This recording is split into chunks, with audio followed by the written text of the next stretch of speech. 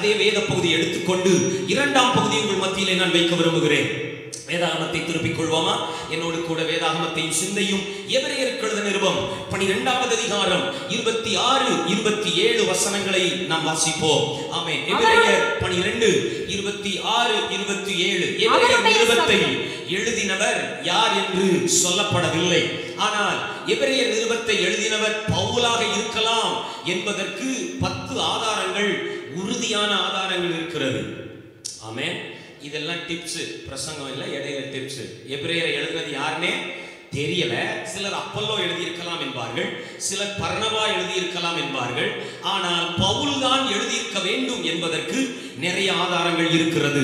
அந்த பவுல் இப்படி எழுதுகிறார். 12ஆம் அதிகாரம் 26, 27 வாசிங்க சிஸ்டர். அவருடைய சத்தம், தேவனுடைய சத்தம் அப்பொழுது பூமியை அசைய பண்ணிற்று. சீனாய் மலையில் அவர் இறங்கி வரும்போது பூமியை அசைய பண்ணிற்று. இன்னும் ஒரு தரம் நான் பூமியை மாத்திரமல்ல வானத்தையும் அசைய பண்ணுவேன் என்று இப்பொழுது வாக்குத்தத்தம் செய்திருக்கிறார். இன்னும் ஒரு தரம் என்கிற சொல்லானது அசையாதவைகள் நிலைத்திருக்கத்தக்கதாக அசை உள்ளவைகள் உண்டாக்கப்பட்டவைகளைப் போல மாறிப்போம் என்பதை குறிக்கிறது. அதிலே அதிக விளக்கத்திற்குள் நாம் போகவில்லை. கடினமான கருகலான சத்தியங்கள் நிறைந்த புத்தகம் எபிரேயர் நிருபம். ஆனால் அதில் ஒரு வார்த்தை 2 முறை வருகிறதை நாம் நேற்று கவனித்தோம் இல்லையா? என்ன வார்த்தை? இன்னும் ஒரு தரம். எல்லாரும் சொல்லுங்க. ஆமா. once more, still one more time.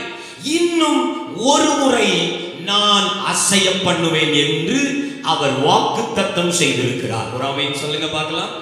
உலகம் போதும் அல்லது முடிந்து விட்டது, இதோடு விட்டுவிடு, இனி முயற்சிக்காதே என்று சொல்லும் போதெல்லாம் நம்முடைய தேவன் இல்லை, இன்னும் ஒரு தரம் முயற்சித்து பார் என்று நம்மை உற்சாகப்படுத்துகிறார். ஆமென். அல்லேலூயா சொல்லுங்களேன். பக்கத்துல கைப்பிடி சொல்லுங்க. பிசாசு உங்க சூழ்நிலைகளை காண்பித்து நீங்க இதை விட சத்தமா பேச முடியும்னு எனக்கு நல்லா தெரியும். நான் இந்த மண்ணில் பிறந்தவன் தான், சரிங்களா? நான் ஏதோ நியூசிலாந்தில் பிறந்து இங்கே வளரல. நான் பிறந்தது வீக்கப்புறம் மண்ணில் தான், இங்கே ஓடி தெரிந்தவன் தான், சரிங்களா? இந்த சாலமோன்னு ஒரு மீன் உண்டு, சால்மன் கேட்டிருக்கீங்களா? அந்த மீன் பிறந்த இடத்த விட்டுட்டு கடலில் போய் வளரும்.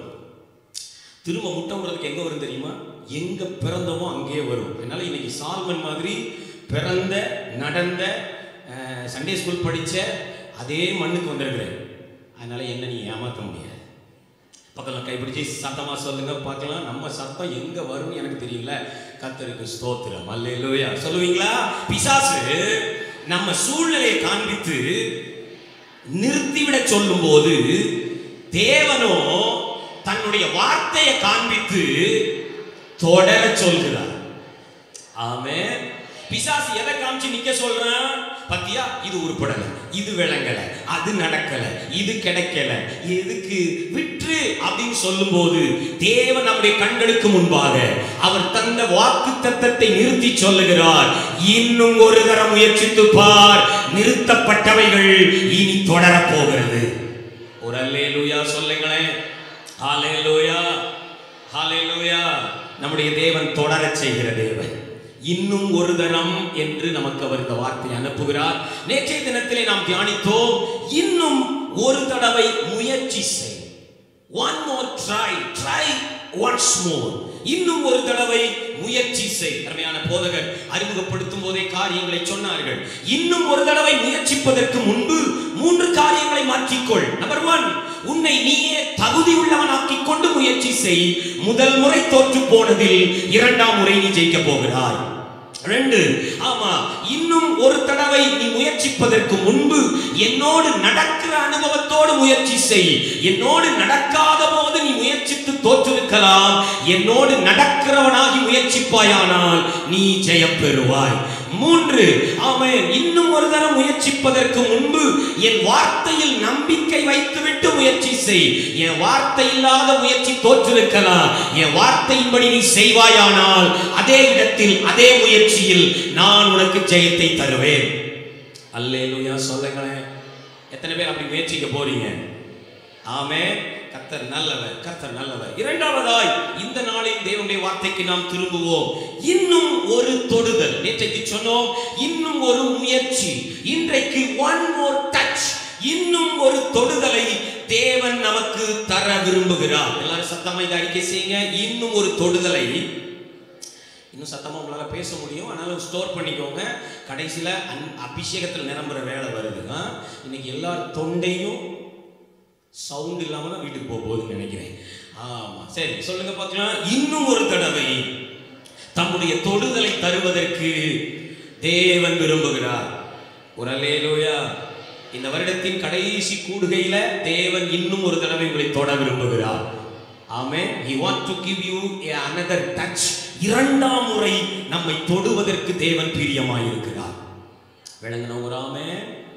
சரி, ஒரு கதையை சொல்லிட்டு அப்புறம் தான் செய்திக்கு போக போறோம். தேவனுடைய வார்த்தையை கேட்பதற்கு சில முறைமைகள் இருக்கிறது. நான் நிறைய இடத்துல இந்த கதையை சொல்லியிருக்கிறேன், இங்கேயே சொல்றேன். எப்படி ஆண்டவருடைய வார்த்தையை கேட்கணும் அப்படின்னா கவனிங்க. யூத ரபி ஒருவர் இருந்தார். யூத ரபி ரட்சிக்கப்பட்டவர். ஒரு 25-26 வயது இருக்கும். அந்த ரவிக்கு நிறைய ஜெப விண்ணப்பங்கள் இருந்தது. நல்ல ஜெபிக்கிறவர். ஏற்கனவே யூதர்கள் வைராக்கியமானவர்கள், நல்ல ஒழுங்கு நிறைந்தவர்கள். வேதத்தை வாசிப்பது, ஜெபிப்பது, உபவாசிப்பது, கர்த்தருக்கு பிரியமாய் இருப்பது, காணிக்கை தசமபாகங்களில் உண்மையாக இருப்பது அப்படின்னு ஆவிக்குரிய விதிமுறைகளை எல்லாம் சரியா செய்து வந்தார். ஆமென். ஆவிக்குரிய விதிமுறைகளை சரியா செய்யறோமா? ஆமென். ஆவிக்குரிய வாழ்க்கைக்குன்னு சில ஒழுங்குகள் இருக்கு. அல்லேலூயா சொல்லுங்களேன். ஆமா, ஜெபிப்பது, உபவாசிப்பது, வேதம் தியானிப்பது, சபைக்கு வருவது, கூட்டங்களில் கலந்து கொள்வது, விசுவாசிகளோடு ஐக்கியப்படுவது, திருவிருந்தில் கண்டிப்பாக பங்கெடுப்பது, கண்டிப்பாக 10ல் 1 கர்த்தருக்கென்று தசமபாகமாய் செலுத்துவது, சபையில் நடக்கிற எல்லா கூட்டங்களுக்கும் தன்னால் ஆனதை செய்வது அப்படின்னு ஆவிக்குரிய வாழ்க்கைக்குன்னு சில ஒழுங்குகள், சொல்லுங்க, சில ஒழுங்குகள் இருக்கு. என்ன அப்படி பாக்குறீங்க? அப்படிலாம் இருக்குதா பாஸ்டர் அப்படின்றீங்களா? கண்டிப்பா இருக்கு. நம்ம சபைக்குன்னு சில ஒழுங்குகள் இருக்கு. கேலண்டர்ல போட்டிருப்பாங்க ஆராதனை ஒழுங்குகள். அதே மாதிரி ஆவிக்குரிய ஒழுங்குகள் என்ன செய்து சொல்ல மாட்டாங்களே. சொன்னாலும் சொல்லனாலும் இருக்கு. நான் நேற்று சொன்னேன், விதிமுறைகளை பின்பற்றலனா எதுவும் சரியா நடக்கவே நடக்காது. ஆமென். கோட்பாடுகளை சரியா என்ன செய்யணும் சொல்லுங்க, பின்பற்றணும். அல்லேலூயா. சரி, இவர் எல்லா ஒழுங்குகளையும் சரியா பின்பற்றினாலும் ஒரு சில காரியத்துல அற்புதமே நடக்கல. இவருக்கு ஒரு நாள் பயங்கரமான ஒரு மன அழுத்தம். என்னதான் பிரச்சனை, ஏன் கர்த்தர் ஜெபத்தை கேட்கலன்னு இன்னைக்கு ஒரு முடிவு பண்ணிடலாம், ஆண்டவர்கிட்ட உட்கார்ந்து விசாரிப்போன்னு இவர் ஆலயத்துக்கு போனார். நல்லா கவனிங்க, நடந்த சம்பவம். ஆலயத்துல போய் கேட்டார், ஆண்டவரே என் கூட பேசுங்க, ஏதாவது குறைய கண்டுபிடிச்சா என்கிட்ட சொல்லுங்க ஆண்டவரே, ஏன் இந்த காரியத்துல எல்லாம் அற்புதங்களே நடக்கல, நான் ஏதாவது தப்பு பண்ணியிருக்கிறேனா, ஆவிக்குரிய ஒழுங்குகளை மீறி இருக்கிறேனா, நல்லா ஜெபிக்கிறேன் தானே, தியானிக்கிறேன் தானே, எல்லா ஓய்வு நாளையும் நான் சரியா கடைபிடிக்கிறேன் தானே, உபவாசிக்கிறேன், உங்களுடைய ஜனத்திற்கென்று நான் கொடுக்கிறேன், ஊழியங்களை தாராளமாய் தாங்குகிறேன், என்ன பிரச்சனை அப்படின்னு கேட்டா நம்ம ஆண்டவர் பதில் பேசினார். அவர் சொன்ன பிரதியுத்தரம் என்னன்னா, மகனே நான் உனக்கு அற்புதத்தை செய்ய வந்தேன், நீ என் கூட ஒத்துழைக்கல, you did not cooperate with me, நீ என்னோடு ஒத்துழைக்காதனால தான் இந்த அற்புதம் வாழ்க்கையில நடக்கலன்னு சொன்னார்.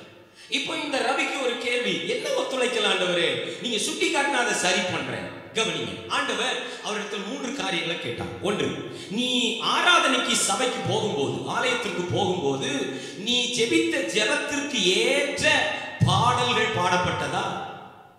ஆமா, என்ன நினைச்சிட்டு போடணும், அதுக்கு ஆறுதல் சொல்ற மாதிரியே சில நேரம் பாட்டு இருக்கும். அப்படி இருந்திருக்க அவங்க சபையில? ஆமேன்னு சொல்லி ஆண்டவர் மகிமைப்படுத்து. ஆண்டவர் கேட்டார், அப்படி பாட்டு பாடும்போது நீ என்ன பண்ணுன? யூத ரபி சொன்னாரு, நான் சும்மா இருந்தேன். எப்படி இருந்தேன்? சுந்தரனை பாடும்போது ரசிச்சிட்டு இருந்த ஆண்டவரே, wow what a beautiful voice. 2, ஆண்டவர் கேட்டார், சரி ஆராதனை நடக்கும் போது உங்க பாஸ்டர் வாயிலிருந்து தீர்க்க தரிசனம் வந்திருக்கா? உன்னை நடத்துகிற போதகர் உன் கேள்விக்கு பதில் சொல்ற மாதிரி உனக்கே ஏற்ற ஒரு வசனத்தை சொல்லி கையை தட்டி ஆராதிங்க அப்படின்னு சொல்லி இருக்காரா? ஆமா, எத்தனையோ தடவை. எப்படி என் பிரச்சனை இவருக்கு தெரியும் அப்படிங்கிற மாதிரி தீர்க்க தரிசனம் எல்லாம் வந்திருக்கு. ஆண்டவர் கேட்டார், நீ என்ன பண்ணிட்டு இருந்த? நான் கையை கட்டி சும்மா இருந்தேன். மூணாவது கேள்வி. சரி, பிரசங்கிக்கும் போது என்ன குழப்பத்தோடு வந்தாயோ, என்ன கேள்வியோடு வந்தாயோ, என்ன விதமான போராட்டத்தோடு வந்தாயோ, அதற்கு பதில் சொல்லுகிற குறிப்புகளோடு உன்னுடைய போதகர் பிரசங்கித்தாரா? யார் சொல்லியிருப்பா எங்க பாஸ்டருக்கு இந்த பாயிண்ட் எல்லாம் பேசுறாரேன்னு நினைக்கிற அளவு தீர்க்க தரிசனமா பிரசங்கம் பண்ணார் எங்க போதகர். உங்க போதகர் பண்ணியிருக்காரா? அப்படி கையை உயர்த்தி வராமே. நீ என்ன பண்ணுன? நான் சும்மா இருந்தேன். ஆண்டவர் சொன்னாரா? கவனிங்க மகனே, இப்போ தெரியுதா? நீ ஒவ்வொரு நாளும் கேட்கிற கேள்விகளுக்கும், நீ ஜெபிக்கிற ஜெபங்களுக்கும் பாடல்கள் வழியாய் பதிலை அனுப்புகிறேன். ஆராதிக்கும் போது பதிலை அனுப்புகிறேன். உன் ஊழியரின் பிரசங்கத்தின் மூலம் பதிலை அனுப்புகிறேன். நீ ஒத்துழைக்கவில்லை. என்ன ஆண்டவரே செய்யணும்? கேட்டபோது அவர் சொன்னார், உன் ஜெபத்திற்கு ஏற்ற பதில், உன் கேள்விக்கு ஏற்ற பதில், உன் குழப்பத்திற்கு ஏற்ற தீர்வு மேடையிலிருந்து, இந்த பலிபீடத்திலிருந்து வரும்போது நீ கரத்தை உயர்த்தி சொல்ல வேண்டும், ஆமென், அது எனக்கு நடப்பதாக, ஆமென், நான் பெற்றுக் கொள்கிறேன், ஆமென், எனக்கு பதில் கிடைத்து விட்டது. ஆமென். விளங்கினவங்க கையை தட்டி பெற்றுக்கொண்டாங்க. ஆமென் சொல்லுங்க பார்க்கலாம். இப்போ ஒரு ரிஹர்சல் பார்த்துடலாமா? இன்னைக்கு பிரசங்கத்துல நிறைய பேர் வாயிலிருந்து என்ன வந்துட்டே இருக்கணும்? ஆமென்னா என்ன அர்த்தம்? அது அப்படியே ஆக கடவுள். ஆமென் சொல்லுங்களேன். ஆமெனை வச்சிருவோமா, தமிழ்ல வைப்போமா? தமிழ்னா 3 வார்த்தை வந்துடும். அதனால ஆமெனை வச்சிருவோமா? என்ன சொல்ல போறீங்க? நல்லா கவனிங்க. இது மேற்கத்தேசம் நினைக்கிறேன். சரி, நான் ஒரு வாக்குத்தத்தம் சொல்லும் போது நீங்க யாருமே கேட்காம ஆமென் சொல்லலைன்னா அது பாட்டு மேற்க என்ன செய்யும்? மேற்கு தொடர்ச்சி மலையை பார்த்து போக விடக்கூடாது. ஆமென் சொல்லுங்களேன். இங்க இருந்து இப்போ நான் அப்படி கை நிறைய சாக்லேட் இருந்தா எத்தனை கை மேல வரும் தெரியுமா? அது 50 காசு தான். ஆனாலும் ஒரு கை அப்படி இல்லையா? 50 காசு சாக்லேட்டுக்கு கையை உயர்த்துறமே, அற்புதமான வார்த்தை வரும்போது கையை உயர்த்த வேண்டாமா? அல்லேலூயா சொல்லுங்களேன். சர்ச்சுக்கு வெளியே வாக்குத்தத்தம் போக கூடாது, உள்ளேயே அதை மடக்கி கையில பிடிக்கணும். ஆமென் சொல்லுங்க. இருதயத்தில் அதை ஏற்றுக்கொள்ளணும். ஆமென். ஒரு 3 வார்த்தை சொல்றேன், பிடிச்சுக்குவீங்களா? கர்த்தர் உங்களை வாளாக்காமல் தலையாகவே வைப்பாராக. ஆமென். இன்னும் ஒரு தரம் கர்த்தர் உங்களை கட்டி எழுப்புவாராக. நீதிமான் விரும்புகிற காரியம் அவனுக்கு கொடுக்கப்படுவதாக. ஹல்லேலூயா. அப்படிதான் என்ன செய்யணும்? நம்ம இன்னைக்கு இல்லை, நாளைக்கு அதுதான். 3ஆம் தேதி ஞாயிற்றுக்கிழமை ஆறாங்களே, அதுதான். யார் பிரசங்கித்தாலும் வெட்கப்படுறதுக்கு என்னங்க இருக்குது? எனக்கு பதில் சொல்றாரு எங்க அப்பான்னா கையை உயர்த்தி, ஆமாப்பா நீங்க கேட்டதுக்கு பதில் சொல்லிட்டீங்க, தேங்க் யூ ஜீசஸ் போயிட வேண்டியதானே? ஆமென் சொல்லுங்களேன். இன்னைக்கு போங்க, நாளைக்கு நிறைய பேர் சாட்சியோட வர போறீங்க. என்ன கேள்விக்கு அவர் பதில் சொல்றாரோ அதை கப்புன்னு கேட்ச் பிடிச்சிக்கணும். இன்னைக்கு ரெடியா இருக்கீங்களா? பிரசங்கம் கேட்கிற முறை பிடிச்சிட்டார், புரிஞ்சிட்டார். இனிமே அற்புதத்தை தவற விடக்கூடாது. நம்முடைய ஆண்டவர் அற்புதங்களை எல்லாம் நம்முடைய தேவைகளை எல்லாம், நமக்கு செய்ய வேண்டிய காரியங்களை எல்லாம் டைரக்டா பொட்டலம் கட்டி அனுப்புறதே இல்லை. ஆண்டவரே எனக்கு கடன் இருக்குது அப்படின்னோடனே அப்படியே போகும்போது, மகளே புதிய 500 ரூபாய் கட்டு கிடக்கும், அந்த காருக்கு கீழே தேடிப்பார் அப்படின்னு கொடுப்பாரு. நினைச்சீங்களா? எப்படி அனுப்புவாரு? He packed everything with his word. அவர் வசனத்துக்குள்ள அதை வச்சு தான் அனுப்புறார். ஆமென் சொல்லுங்களேன். மரியாள் கருத்தரித்தாள், எப்படி அனுப்புனாரு? இன்ஜெக்ஷனா, ட்ரிப்ஸா? ஒண்ணுமே கிடையாது. வார்த்தை வந்தது, மரியாள் கர்ப்பவதி ஆனாள். ஆமென் சொல்லுங்க. என்னதான் வரும்? எசேக்கியா சுகமானான். எப்படி தெரியுமா? எசேக்கியாவே சொல்றார், அவர் எனக்கு வாக்கு அருளினார், அதன்படியே செய்து முடித்தார். வசனம் வந்தா அற்புதம் வந்துட்டுன்னு அர்த்தம். வசனம் வந்துட்டுனா கற்பத்தடை விலகிட்டுன்னு அர்த்தம். வசனம் வந்துட்டுனா கல்யாணம் கைகூடிட்டுன்னு அர்த்தம். வசனம் வந்துட்டுனா கடன் முடிஞ்சிட்டுன்னு அர்த்தம். எதிர்பார்க்க வேண்டியது வசனத்தை. ஆமென் சொல்லுங்களேன். ஒரு வாரமா ஜெபம் பண்ணி இருக்கேன், பாஸ்டரையா பர்ஸ் பெருசா ஆகுதா? கண்ணை எங்க வைக்கப்படாது? பாஸ்டர் பாக்கெட்ல வைக்கப்படாது. எங்க வைக்கணும்? பாஸ்டர் வாயில. ஜெபம் பண்ணி இருக்கேன், இன்னைக்கு ஒரு வார்த்தை, நீ கீழாகாமல் மேலாவாய். தேங்க் யூ ஜீசஸ், என் கடன் முடிந்தது. ஆமென் சொல்லுங்களேன். அல்லேலூயா. நம்ம அற்புதத்தெல்லாம் எங்க தேடிட்டு இருக்கிறோம்? இயற்கையில. ஆனா நம்ம ஆண்டவர் இயற்கைக்கு அப்பாற்பட்டவர். அவர் நேச்சுரலா எதையும் செய்யறதில்லை, அவர் சூப்பர் நேச்சுரலா செய்கிறவர். ஆமென் சொல்லுங்க. ஹல்லேலூயா. லாஜிக்கே இருக்காது, ஆனா கர்த்தர் செய்வார். வசனம் வந்தா அற்புதம் வருது. இன்னைக்கு எதிர்பார்ப்பீங்களா? அதனாலதான் பிரசங்கம் பண்ணும்போது தூங்கக்கூடாது. பிரசங்கம் பண்ணும்போது தலையை அங்கங்க திருப்பவே கூடாது. முடிகிற வரைக்கும் தேவையில்லாம எழுந்திரிச்சு நடக்கவே. ஏன்னா ஏன் எதிர்பார்ப்பு, வார்த்தை வந்துட்டுன்னா அதை திறந்து பார்த்தா உள்ள என்ன இருக்கு சொல்லுங்க. ஒரு gift கொடுக்குறாங்க, அழகா பேக் பண்ணியிருக்காங்க, அதை திறந்து பார்த்தா தான் என் தேவை உள்ள இருக்கிற மாதிரி கர்த்தர் கிஃப்டை, உங்களுக்கு தேவையான கிஃப்டை, உங்களுக்கு தேவையான பரிசை, உங்களுக்கு தேவையான அற்புதத்தை வசனத்திற்குள் வைத்து அனுப்புகிறார். நீங்க திறக்க வேண்டியது எதை சொல்லுங்க? திறக்க வேண்டியது எதை? வசனத்தை மெக்கானிக்ல விட்டுட்டு அது பாட்டுக்குள்ள மேற்கு தொடர்ச்சி மலைக்கு போக நம்ம திரும்பவும் இன்னைக்கும் அப்படித்தானா? கர்த்தர் பதிலே சொல்லியே, ஒரு வருஷமா காத்திருக்கேன் பாஸ்டர், ஒண்ணுமே நடக்கலையே. பாஸ்டர் சொல்லுவாரு, 52 வாரமா உனக்கு பதில் வந்திருக்கு, நீ கிஃப்டை பிரிச்சு பார்க்கவே. இன்னைக்கு எத்தனை பேர் பிரிச்சு பார்க்க ரெடியா இருக்கீங்க? உள்ள என்ன இருக்குன்னு பார்க்கலாம் பாஸ்டர். இன்னும் ஒரு தொடுதல், ஒரு அல்லேலூயா சொல்லுங்களேன். மார்க் எழுதின சுவிசேஷம் 8வது அதிகாரம் 22 முதல் 25 வசனங்கள். வேதாகமத்தை வேகமாய் நோடு திருப்புங்கள். மார்க் சுவிசேஷம் 8வது அதிகாரம் வசனங்கள் 22 முதல் 25 வரை. பின்பு அவர் பெத்சாயிதா ஊருக்கு வந்தார். அப்பொழுது ஒரு குருடனை அவரிடத்தில் கொண்டு வந்து அவனை தொடும்படி அவரை வேண்டிக் கொண்டார்கள். இவங்களே மெத்தட் சொல்லி கொடுக்கறாங்க இயேசுவுக்கு. அவனை என்ன செய்யுங்கள்? தொடுங்கள், தொடுங்கள், தொடும்படிக்கு அவரை வேண்டிக் கொண்டார்கள். அவர் குருடனுடைய கையை பிடித்து அவனை கிராமத்துக்கு வெளியே அழைத்து கொண்டு போய். கவனிக்க வேண்டும், அவர் செய்யறது வித்தியாசம். ராமேன் சொல்லுங்க பார்க்கலாம், பக்கத்துல கைப்பிடி சொல்லுங்க. நம்ம ஆண்டவர் எந்த அற்புதத்தையும் ஒரே மாதிரி செஞ்சதே இல்லை. உங்களுக்கு தெரியுமா? முழு பைபிள்லையும் எந்த அற்புதமும் டூப்ளிகேட்டா நடந்ததே இல்லை. டூப்ளிகேட்டா புரியுதுங்களா? லாசரு உயிரோட எழுப்புன விதம் வேற, 12 வயது சிறுமியை உயிரோட எழுப்புன விதம். அவர் செய்யற அற்புதம் ஒண்ணுதான், ஆனா மெத்தட் வேற. God of variety. ஒரு ஆமென் சொல்லுங்க பார்க்கலாம். கையை வைத்து சொல்லுங்க, என் ஆண்டவர் வித்தியாசங்களின் ஆண்டவர். இங்க கிட்டத்தட்ட ஒரு 300 பேர் இருக்கிறோம். 300 பேரையும் 300 டைப்பா படைச்சிருக்கிற ஆண்டவர். பூக்களை பாருங்க, எல்லாம் ஒரே மாதிரி இருக்குதா? எத்தனையோ விதம், எத்தனையோ மனம். நம்முடைய தேவன் வித்தியாசங்களின் ஆண்டவர். அவனை மாதிரி என்ன வைக்கலையே, அவளை மாதிரி எனக்கு அற்புதம் செய்யலையே, அந்த குடும்பத்தை மாதிரி என்ன உயர்த்தலையே, அவங்களுக்கெல்லாம் வேலை கிடைச்சிட்டு எனக்கு கிடைக்கலையே அப்படின்னு இன்னொருத்தரோட கம்பேர் பண்ணாதீங்க. உங்களுக்கு கர்த்தர் ஏதோ ஒன்றை வித்தியாசமா செய்ய போகிறார். உங்களுக்கு நடக்க போற மாதிரி உலகத்துல ஒருத்தருக்கும் நடந்ததில்லை, நடக்க போறதில்லை. ஹalleluya. ஏனென்றால் இவர் வித்தியாசங்களின் தேவன். ஆனா மனுஷ புத்தி எப்படி தெரியுமா? டூப்ளிகேட். சொல்லுங்க, எப்படிதான் இருக்கும்? 1970ஸ்ல அண்ணமாருக்கு தெரியும். 1970 80 நான் பிறக்கிறதுக்கு முன்னாடி, நான் பிறந்த புதுசுல எல்லாம் பாத்தீங்கன்னா அந்த காலத்துல வந்த பாட்டெல்லாம் பாருங்க, அது இளையராஜாவா இருந்தாலும் சரி, எவரா இருந்தாலும் மியூசிக் எல்லாம் ஒரே மாதிரி இருக்கும். இப்போ வர்ற பாட்டெல்லாம் பாருங்க, எல்லாம் ஒரே மாதிரி இருக்கும். இப்போ போடுற பேண்ட் ஷர்ட்டை பாருங்க, அப்பெல்லாம் பெல் பாட்டம் இல்லையா? ஆமா, ஒரு காலுக்கு முன்னாடி அப்படி யானைக்காது மாதிரி ஒன்று தொங்கிட்டே கிடக்கும். இப்போ பெல் பாட்டமே இல்லை. ஏன்னா ஒருத்தர் தச்சா அத மாதிரி. இப்போ கட்டிங்க பார்த்தீங்களா? தம்பி மாதிரிலாம் 4-5 கோடு இப்படி கோட்டிட்டு வர்றான்.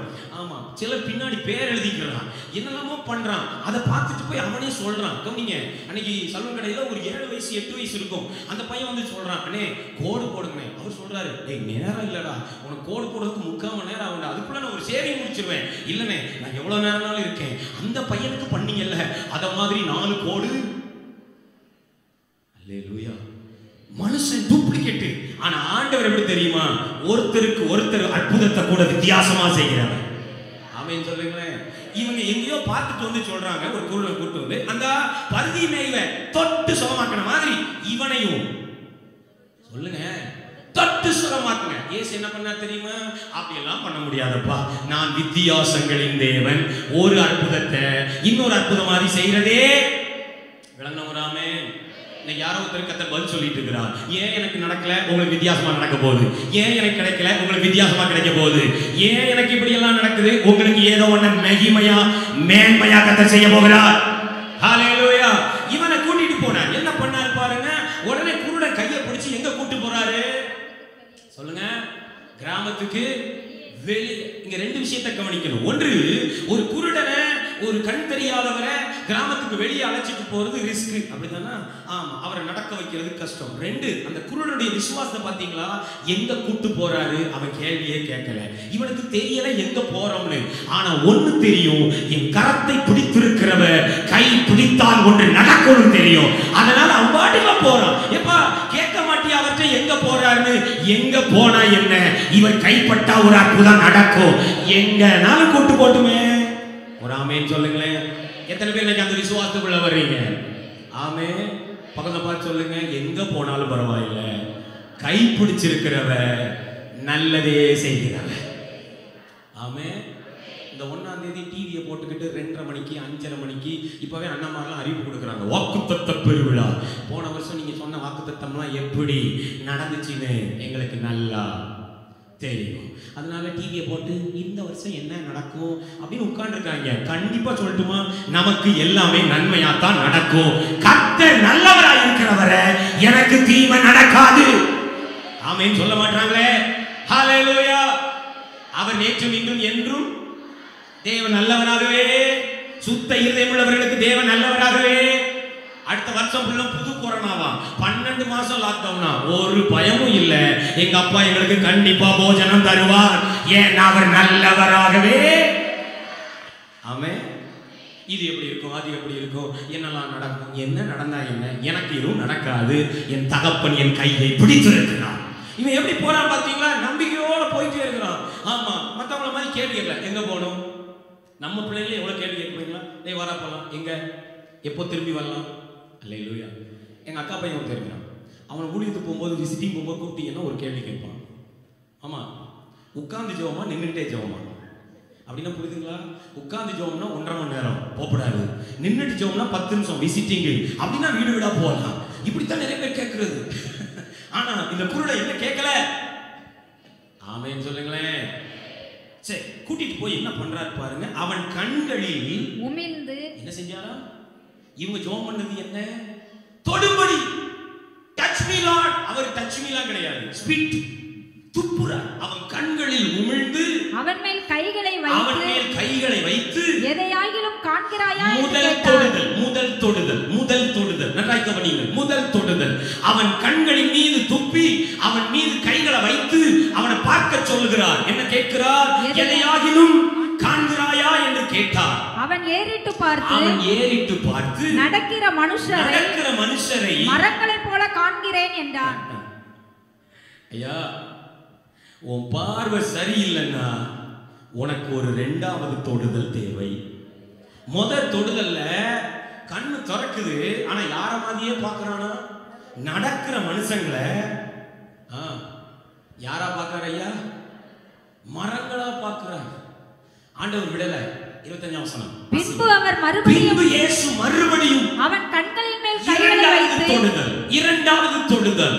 once more தேவன் அவனை மறுபடியும் இன்னும் ஒரு தரம் தொட்டு அவனை ஏறிட்டு பார்க்கும்படி செய்தார். அப்பொழுது அவன் சொஸ்தமடைந்து யாவரையும் தெளிவாக கண்டான்.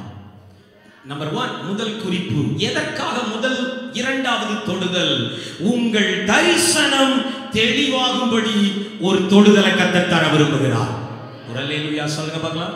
திரும்பவும் சொல்லுகிறேன், பார்வை மங்கினவர்களாக எங்கே போகிறோம், யாரை பார்க்கிறோம், எதை காண்கிறோம் என்கிற எந்த ஒரு ஞானமும் பார்வையும் மற்றவர்களாக, தரிசன கண்கள் குருடாக்கப்பட்டவர்களாக, வாழ்க்கையிலே நோக்கம் இல்லாதவர்களாக, லக்கு இல்லாதவர்களாக, கர்த்தர் எங்கே அழைத்து போகிறார் என்கிற சிந்தை இல்லாதவர்களாக இருக்கிற உங்களை என்னை பார்த்து கர்த்தர் சொல்லுகிறார், இன்னும் ஒரு தொடுதல் உனக்கு தேவை, உன் தரிசனத்தை தெளிவாக்கும்படி.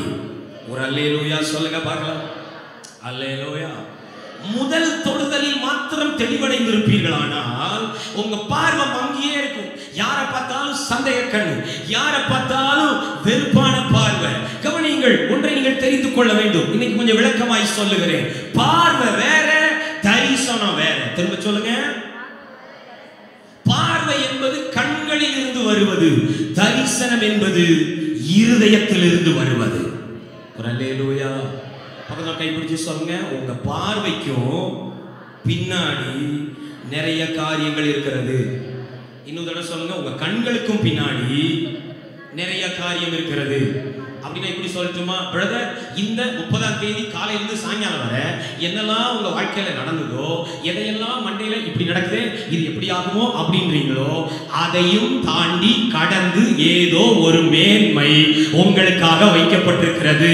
நீங்கள் பார்த்து கொண்டிருப்பது உங்கள் முடிவல்ல, நீங்கள் பார்க்காத மேன்மையை கர்த்தர் வைத்திருக்கிறார். ஒரு அல்லேலூயா. ஆமென். பார்வை வேற, இப்படி சொல்லிடுறேன். பார்வைங்கிறது இப்போ என்ன இருக்கு அப்படிங்கறத உங்களுக்கு சொல்லுது. தரிசனம்ங்கிறது இனிமே என்ன வருதுங்கிறத உங்களுக்கு சொல்லுது. புரிஞ்சிருந்தா இல்லையா சொல்லியிருப்பீங்க. நான் இன்னொரு தடவை சொல்ல போறேன். அல்லேலூயா. பார்வைங்கிறது இப்போ என்ன நடக்குங்கிறத உங்களுக்கு சொல்லுது. கடை பிள்ளை காரியத்துல ஒன்றும் நடக்கல, தொழில் சரியா போகல, ஆமா அப்படி இப்போ இருக்கிறத சொல்றதுக்கு பேர் என்னது? சைட்டு, பார்வை. ஆனா தரிசனம், விஷன் என்பது என்ன தெரியுமா? இனி என்ன வரப்போகிறது. யோசேப்பு எடுத்துக்கொள்ளுங்கள். யோசேப்பு தான் தரிசனத்தின் மனிதன். அவன் 2 தரிசனம் கண்டான். என்ன கண்டான்? 2 ட்ரீம். 2 ட்ரீமும் அண்ணமாருக்கும் புரியல, அப்பாவுக்கும் புரியல. ஆமென். பக்கத்துல சொல்லு பாருங்க, பக்கத்துல பார்த்து சொல்லுங்க. யாருக்கும் புரியலனா அது தேவன் தந்த தரிசனம். கர்த்தர் தந்த தரிசனத்தை யார்கிட்டயா சொன்னீங்கன்னா உங்களுக்கு என்ன செய்யாது? புரியல. ஆனா பாருங்க, நடக்க தொடங்குது. முதல் ஸ்டெப் என்ன தெரியுமா? குழி. எங்க தூக்கி போட்டாங்க சொல்லுங்க? குழியில உட்கார்ந்து அவன் என்ன செஞ்சிருப்பான்னா, கண்ணை திறந்து பார்த்தா சுத்தி சுத்தி என்ன இருக்குது? ஒரே மண் சுவர். மேல பார்த்தா திறந்த வானம். ஆமே. பக்கத்துல கைப்பிடி சொல்லுங்க. சுத்தி சுத்தி மண் சுவர் இருந்தாலும், சுத்தி சுத்தி வழியை யார் அடைச்சாலும், திறந்த வானத்தை யாரும் கூட்ட முடியாது. விளங்கவராமே. எல்லா வழியும் அடைச்சிட்டு பாஸ்டர் கர்த்தர் சொல்றாரு, வானத்தை பாரு, அதை அடைக்க சத்ருவாலும் முடியாது, உன் பகைஞராலும் முடியாது, உன் குடும்பத்தாரால முடியாது. திறந்த வானம் எப்போதும் திறந்தே இருக்கிறது. கல்வாரி சிலுவையில திறந்தவர் இன்னைய வரைக்கும் நமக்கு பூட்டல. கவனிங்க, சுத்தி பார்த்தா மண் சுவர், குழியில கிடக்கிறான். ஆனா அவன் கண்ணு எதை பார்க்குதுன்னா, இப்படி எல்லாம் பண்றாங்களே, அந்த மாதிரி எட்டி எட்டி பார்க்கறான். மூஞ்சி மோரை பாரு அப்படின்னு கட்டுன்னு இருக்கிறாங்க. அவன் கண்ணு அதை தான் பார்க்குது. ஆனா அவன் இருதயத்தில் இருக்கிற தரிசனம் அந்த மண் சுவருக்குள் இருந்து எதை பார்க்குது தெரியுமா? இப்போது இருப்பதெல்லாம் தற்காலிகமானது. எனக்கு ஒரு சிங்காசனம் இருக்கிறது, எனக்கு ஒரு சிங்காசனம் இருக்கிறது, எனக்கு ஒரு உயர்வு இருக்கிறது. மண் சுவர் தற்காலிகம், சிங்காசனம் நிரந்தரம். பார்வை சொல்றது பொய், இருதயம் சொல்றது மெய். ஆமென் சொல்லுங்க பார்க்கலாம். உங்க கண்களால் காண்பதெல்லாம் மாறக்கூடியது. உங்க இருதயம் ஒரு தரிசனத்தை பார்க்க பாருங்க. கர்த்தர் எனக்கு சொன்னார் பிரதர், என்னை அழைக்கும் போது சொன்னார் பாஸ்டர், ஊழியத்துக்கு வரும்போது சொன்னார் பாஸ்டர், என்னை ரட்சிப்புக்குள் நடத்தும் போது இதுதான் உன் வாழ்க்கைன்னு சொன்னாரே, அது நிச்சயம் வந்தே தீரும். ஆமென் சொல்லுங்க பார்க்கலாம். அல்லேலூயா. இப்போ நிறைய பேர் ஏன் ஆராதிக்க முடியல, ஏன் கர்த்தரை நேசிக்க முடியலன்னா, கண்ணால பார்க்கறாங்க, இருதயத்தால பார்க்க முடியல. கர்த்தர் இந்த ஜனவரி 30 சாயங்கால வேளையில் நம்மோடு பேசுகிறார். இன்னும் ஒரு தடவை கண்களை நான் தொட போகிறேன். நீ மறைந்து விட்ட, மறந்து விட்ட, உனக்குள் புதைக்கப்பட்டு விட்ட சில தரிசனங்களை இன்று முதல் நீ காண போகிறாய். ஹல்லேலூயா. கண்ணால் பார்த்து நடந்தது போதும் சகோதரா, கண்ணால் பார்த்து நடந்தது போதும் சகோதரியே, இனி தரிசித்து நடக்க போகிறாய். ஆமென். இருதய கண்களால் பார்த்து நடக்க போகிறாய். ஒரு அல்லேலூயா சொல்லுங்களேன். ஹல்லேலூயா. ஆமென். இன்னும் ஒரு தொடுதலை கர்த்தர் வைத்திருக்கிறார். அல்லேலூயா சொல்ல மாட்டாங்க. 2 பார்வை இருக்கு, 2 தரிசனம் இருக்கு. ஒன்று பர்சனல் விஷன், தனிப்பட்ட தரிசனம். உங்க வாழ்க்கையில உங்களுக்காக மாத்திரமே கர்த்தர் ஒரு தரிசனத்தை வச்சிருக்கிறார். நீங்க என்ன நிலைமையில இருந்தாலும், இப்படி ஒரு குடும்பத்துல சிக்கிட்டனே, இப்படி ஒரு பிரச்சனைகளை மாட்டிட்டனே, பரவாயில்லை. இன்றைக்கு உங்க கண்கள் அவர் தொடும்போது உங்க தரிசன கண்களோடு நீங்கள் பார்க்க போகிறீர்கள். 2 கார்ப்பரேட் விஷன். அப்படின்னா நம்முடைய குடும்பத்திற்கு ஒரு தரிசனம் இருக்கிறது, நம்முடைய சபைக்கு ஒரு தரிசனம் இருக்கிறது. கர்த்தர் நம்மை அதை பார்க்க வைப்பாராக. ஆமென் சொல்லுங்களேன். ஏன் சபையோட சிலருக்கு இன்னும் ஒன்றித்து போக முடியல தெரியுமா? சபையில என்ன அறிவிப்பு கேட்டாலும் ஒரு சின்ன முறுமுறுப்பு. ஆமா, தசமபாகம் கொடுக்கிறதுல ஒரு சின்ன அசட்டை. ஏன்னா they did not understand the vision of church. நம்ம சபையினுடைய தரிசனம் என்ன செய்யல, விளங்கல. கர்த்தர் உங்க கண்களை தொடுவாராக. இந்த சபைக்கு இன்னொரு தரிசனம் இருக்கு. ஆமென் சொல்லுங்க பார்க்கலாம். எழுப்புதலின் தரிசனம் இருக்கு. நீங்க பார்க்கிற பில்டிங் வேற, நீங்க தரிசன கண்ணோட பார்க்க போற பில்டிங் வேற. சொல்ல மாட்டாங்களே. இன்னைக்கு இருப்பது 500-600 பேரா இருக்கலாம். இனி உங்க கண்களை திறந்து பார்த்தா 6000-லிருந்து 60,000 நீங்கள் பார்க்க போகிறீர்கள். அதுதான் தேவன் வைத்த நோக்கம். ஆமென் சொல்லுங்களேன். ஹalleluya. இந்த கண்களாலேயே பார்த்து இவ்வளவுதானா, இதுக்கெல்லாம் போணுமா, இதுக்கெல்லாம் கொடுக்கணுமா அப்படி முடிவு பண்ணாதீங்க. இருதயத்தை திறந்து பார்த்தீங்கன்னா ஆண்டவர் சொல்லி தருவார். எல் ஷடாய்க்கு ஒரு பெரிய தரிசனம் இருக்கு. அதற்காக நீ விதைப்பாயாக, அதற்காக நீ ஜெபிப்பாயாக, அதற்காக தோள் வலிப்பாயாக. ஆமென் சொல்லுங்களேன். நானும் ஒரு சபையின் போதகர் தான். நிறைய பேர் கொடுக்கும் போதே கால்குலேட் பண்ணிட்டு தான் கொடுக்குறது. அவங்களே ஒரு கால்குலேட்டர் வச்சிருக்காங்க. இந்த கூட்டத்துக்கு சாப்பாட்டுக்கு இவ்வளோ ஆயிருக்கும், காணிக்கை இவ்வளோ ஆயிருக்கும், கரண்ட் பில் இவ்வளோ ஆயிருக்கும் அப்படின்னா இவ்வளோ போதும். ஏக்கா கண்ணால் பார்த்து கொடுக்காதீங்க, இருதயத்தில் பார்த்து கொடுங்க. ஆமென் சொல்லுங்க பார்க்கலாம். உங்க ஆவிக்குரிய தகப்பனின் தரிசனம் உங்களுக்குள்ள வரணும். ஆமெனா வரணும்னா அதை கேட்கணும். பாஸ்டர் நம்ம சபைக்கு என்ன தரிசனம், ஆமென் சொல்லுங்களேன். அடுத்து என்ன பாஸ்டர் 2021 என்ன செய்ய போறோம், 2025 என்ன செய்ய போறோம், 2030 என்ன செய்ய போறோம், 2050 வரைக்கும் இயேசுநாதர் வரலன்னா நம்ம சபை என்ன செய்ய போகுது கேளுங்க. ஆமென். அதை சுமந்துக்கோங்க. அதை பார்க்கும்படி கர்த்தர் இன்னைக்கு சிலருடைய கண்களை திறப்பாராக. அல்லேலூயா. ஆண்டவர் எப்போதுமே தேவ பிள்ளைகளை கழுகோடு ஒப்பிடுவார். ஆமாதானே? ஆமென். வேதத்துல எங்கெல்லாம் ஒரு பறவையின் பேர் இல்லாம ஒரு பறவை போல செட்டைகள் அப்படின்னு வந்ததோ அது கழுக குறிக்கும். எக்ஸாம்பிள் 91ஆம் சங்கீதம் 4ஆம் வசனத்துல அவர் தமது சிறகுகளாலே உன்னை, அங்க கழுகுன்னு இருக்காது, காக்கான்னு இருக்காது, சிறகு செட்டைகளின் கீழே அடைக்கலம் புகுவாய். இப்படி வந்ததுன்னா அது எந்த பறவை தான் குறிக்கும்? விளங்கிட்டா உங்களுக்கு? பேர் சொல்லாம ஒரு பறவை வந்ததுன்னா அது கண்டிப்பா கழுகத்தான். கர்த்தர் கழுகத்தான் நிறுத்துறார். உங்களுக்கு கழுகு பத்தி தெரியுமா? பறவைகளின் அரசன் கழுகு. ஆமென். கிங் ஆஃப் தி பேர்ட்ஸ் இதுதான் கழுகு. ஏன் தெரியுமா கழுகு அரசனா இருக்கு? அதோட விஷன், பார்வை. சொல்லுங்க அதோட 5 மைலுக்கு அப்பால இருந்து கீழே ஓடுகிற சின்ன எலிய கூட அவ்வளவு தெளிவா பார்க்கும். 5 மைல். இன்னைக்கு கர்த்தர் அப்படி ஒரு விஷயம் பார்க்க விரும்புகிறார். சுவரை கடந்து பார்க்க கர்த்தர் கிருபை தருவாராக.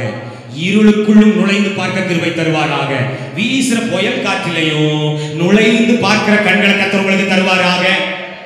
பவுல பாத்தீங்களா? ஈரோக்குலிதோன் கொடுங்காற்று வீசிட்டு இருக்கு. ஆனா அவன் கண்ணு எங்க பார்த்து தெரியுமா? கண்டிப்பாக நான் ராஜா முன்பு நிற்பேன். இவங்க எல்லாம் உசுர பிடிச்சிட்டு கிடக்குறாங்க. சாப்பாடு வேண்டாம், இன்னைக்கு நான் பண்ணியாவே கிடக்குறேன், சாக போறேன், இதுக்கு சாப்பாடு. அவன் எந்திரிச்சு நீங்க சாப்பிட்டா சாப்பிடுங்க, சாப்பிடாட்டி போங்க, சோத்திரம் பண்ணி அப்பத்தை பிட்டு புசிங்க தொடங்கினான். எப்படிப்பா இவ்வளவு தைரியம்? அவன் சொன்னான், நீ கண்ணால பாக்குற, நான் இருதயத்துல தரிசனத்துல பாக்குறேன். நீரோ மன்னனுக்கு முன்னாடி நின்று இயேசுவை அறிவிப்பேன். ஆமென் சொல்லுங்க. அதுக்கு பேர் தான் விஷன். ஊடுருவி பார்க்கணும். பிரச்சனை வரும்போது இப்ப சொல்லிடுறேன். கழுகுக்கு இருக்கிற 3 ஸ்பெஷாலிட்டி. நிறைய சொல்லலாம், 3 மட்டும் சொல்றேன். நம்பர் 1, கழுகு இன்னொரு கழுகை தவிர வேற எந்த பறவையோடையும் சேர்ந்து பறக்காது. விளங்கிச்சா? நீங்க சேர்ந்து பார்க்கவே முடியாது. இப்படி சொல்லிடுறேன். அது சேர்ந்து போக கூட செய்யாது. காக்கா கூட ஒரு நாளைக்கு உட்கார்ந்து அது கொஞ்சிக்கிட்டு இருக்கவே, பருந்து கூட இருக்காதுங்க. கழுகு இனத்தோடு தான் சேருங்கிற மாதிரி கழுகு பறந்தா கழுகோட தான் பறக்கும். ஒரு விசுவாசிய கர்த்தர் கழுகுகளை போல அப்படிதானே சொல்றாரு. 103ஆம் சங்கீதத்துல சொல்றாரு, கழுகுக்கு சமானமாய் ஓம் வயது. ஆமென். 40வது அதிகாரம் ஏசாயால சொல்றாரு, கர்த்தருக்கு காத்திருக்கிறவளோ சொல்லுங்க எதை போல? கழுக போல. 11 சொல்லுங்க. நீங்க கழுகுதானா? கேட்க மாட்டாங்களே. கழுகுதானா? கழுகுலாம் கழுகு மாதிரி ஒரு அலையில சொல்ல பார்க்கலாம். ஆமென். கழுகு எப்பவும் யார் கூட தான் பறக்கும்? ஞாயிற்றுக்கிழமை சோத்திர கூட்டத்தில் கழுகு கூட பறந்துட்டு அன்னைக்கு நைட்டே காக்கா கூட போய் உட்காராது. மம்பளம் தம்பாலத்துல மஜா அப்படின்லாம் சொல்லாது. கழுகு யார் கூட மட்டும்தான் பறக்கும்? சொல்லுங்க. இங்க சாப்பிட்றதெல்லாம் கழுகு கூட. அங்க வீட்டுக்கு போனானே, ஏக்கா எப்படி இருக்கு? அப்படின்னு இன்னொரு கழுகு கூட போக கூடாது. ஆமென் சொல்லுங்க பாக்கலாம். கழுகு யார் கூட தான் பறக்குவான்? நம்பர் 2, கழுகு பிரச்சனையை பயன்படுத்தி மேல போக தான் பார்க்கும். ஒரு புயல் காற்று வீசுதுன்னா நீங்க நல்லா கவனிச்சு பார்த்தீங்கன்னா தெரியும், பெரிய காற்று பெரிய மழை பெய்யும் போது எந்த காக்கா குருவியும் வெளியே பார்க்க முடியாது. ஆனா நீங்க கழுக வெளியே பார்க்கலாம். அது புயலை பயன்படுத்தி எங்க ஏற பார்க்கும். புரியுதுங்களா? இங்க வீசுற காத்தை பயன்படுத்தி மேல போக பார்க்கும். காத்து வீசுதுன்னு கூட்டுக்கு போகாது.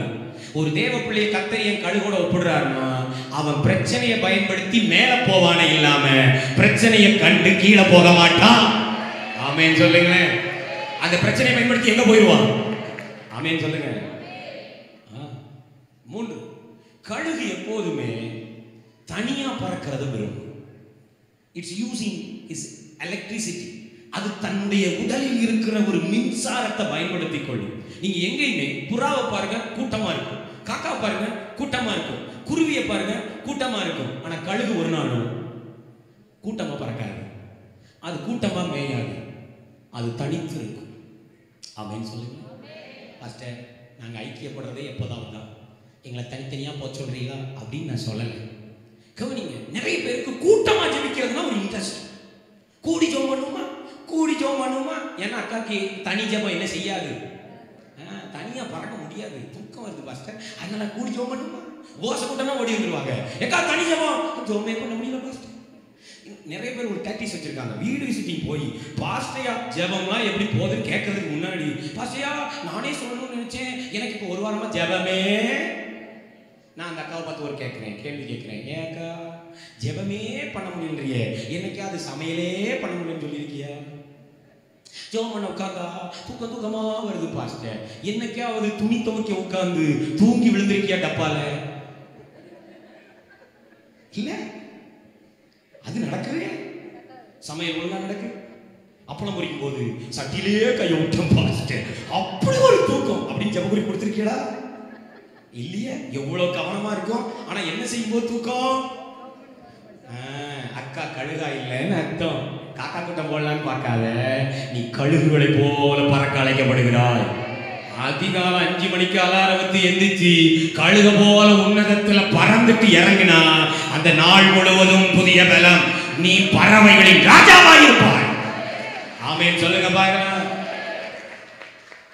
ஆமென். கர்த்தர் நமக்கு கழுகுகளின் கண்களை நீ தரப்போறார். கண்ணில் பார்வை மங்கி இருக்கு, நல்லா தான் இருந்தது பாஸ்டர், கர்த்தருக்காக வாழணும், கர்த்தருக்காக ஓடணும், ஆத்துமா தான் செய்யணும், ஊழியம் தான் செய்யணும் அப்படின்ன கண்ணில் இன்னைக்கு ஏதோ ஒரு புறநோய் மாதிரி ஒன்று மூடிக்கிட்டு இருக்கு. நடக்கிற மக்கள்லாம் மரங்களா தெரியுறாங்க. நிறைய வாலிய பிள்ளைங்களுக்கு அப்பா அம்மா வேஸ்டா தெரியும். இதெல்லாம் என்ன புண்ணியம், வேஸ்ட், உனக்கு என்ன தெரியும்? ஏன்னா கண்ணுல ஏதோ புறநோய் இருக்கு. கர்த்தர் உன் கண்ணை தொடுவாராக. உன் கண்களில் கர்த்தர் தரிசனத்தை தெளிவாக்கும்படி தொட போகிறார். ஒரு 2ஆம் தொடுதல் நடக்க போகிறது.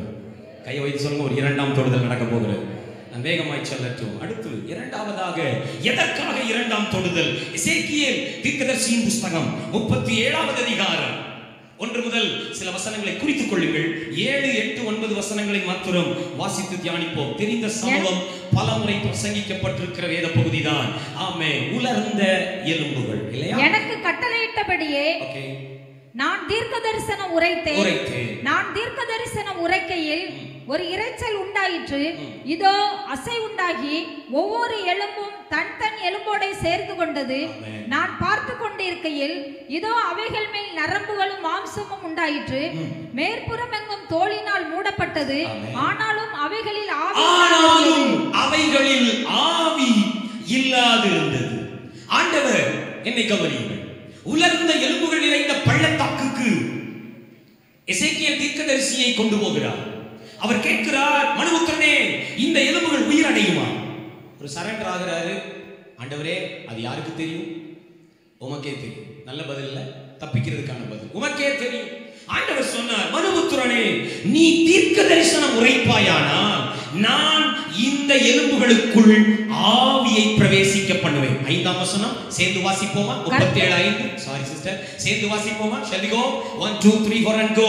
கர்த்தராகிய ஆண்டவர், இன்னும் சத்தமா, இதோ நான் உங்களுக்குள் ஆவியை பிரவேசிக்க பண்ணுவேன், அப்பொழுது என்ன அடைவீர்கள்? வாக்குத்தத்தம் என்ன? உயிரடைவீர்கள். சொல்லுங்க, வாக்குத்தத்தம் என்ன? சொல்லப்பட்டது என்ன? கர்த்தருடைய சித்தம் என்ன? உயிரடைவீர்கள், திரும்பவும் எழும்பி நிற்பீர்கள். கவனிங்கள், இவர்கள் கொலை செய்யப்பட்டவர்கள், ஏற்கனவே எழும்பி நின்றவர்கள் தான். என்னை கவனிக்க வேண்டும். 9ஆம் வசனம் கடைசி வார்த்தை, கொலையுண்ட இவர்கள். அப்படிதான் எழுதியிருக்கு. யாரா? அப்ப இவங்க யாரா இருந்தவங்க? ஒரு காலத்துல சேனையா இருந்தவங்க, யுத்த வீரர்களா இருந்தவங்க.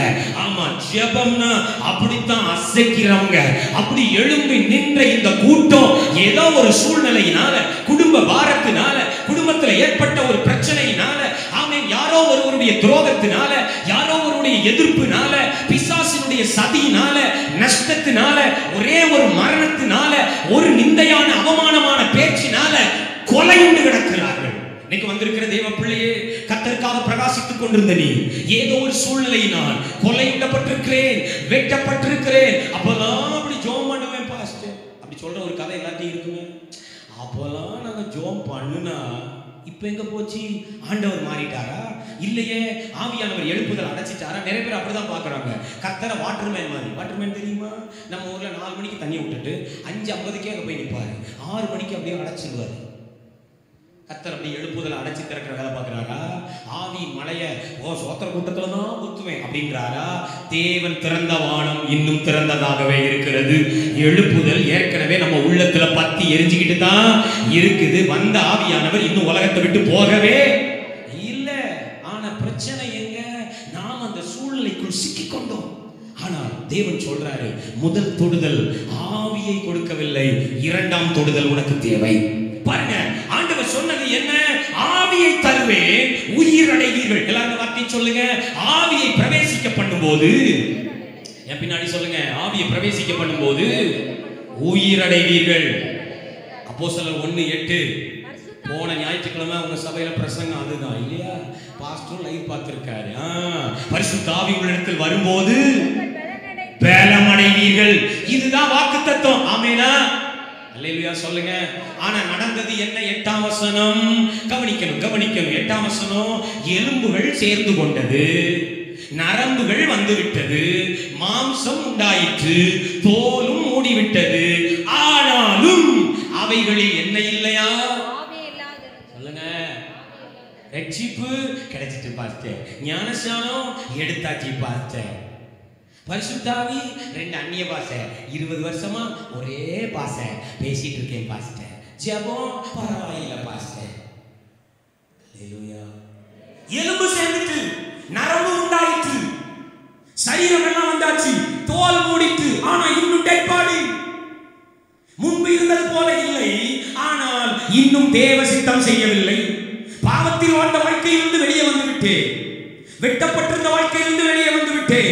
ஆனால் தேவன் என்ன தரிசனத்தோடு அழைத்தாரோ, சேனையாய் நிற்கும்படி சொன்னாரோ, எதற்காக என்னை பிடித்தாரோ அதற்குள் நான் இன்னும் பிரவேசிக்கவில்லை. காரணம் ஆவி இல்லையே. அல்லேலூயா. ஆனால் ஆவி இல்லை என்பதற்காக கர்த்தர் உங்களை அப்படியே விட்டுவிடப் போவதில்லை. ஆண்டவர் எசேக்கியேலை பார்த்து இன்னும் ஒரு தடவை சொல்லுகிறார். 9வது வசனத்தில், மனுபுத்திரனே சோர்ந்து போகாதே, இன்னும் ஒரு தடவை தீர்க்க தரிசனம் உரைப்பாயாக. என்ன தீர்க்க தரிசனம்? ஆவியே காற்று திசை 4லும் இருந்து வந்து இவர்கள் எல்லாரும் உயிரடையும்படி இவர்கள் மேல் ஊது. இந்த ஜனவரி 30 ஸ்தோத்திர கூட்டத்தின் 2வது நாளில் கர்த்தருடைய ஆவியானவர் தீர்க்க தரிசனம் உரைத்துக் கொண்டிருக்கிறார். கர்த்தருடைய ஆவி புறப்பட்டு வரப்போகிறது.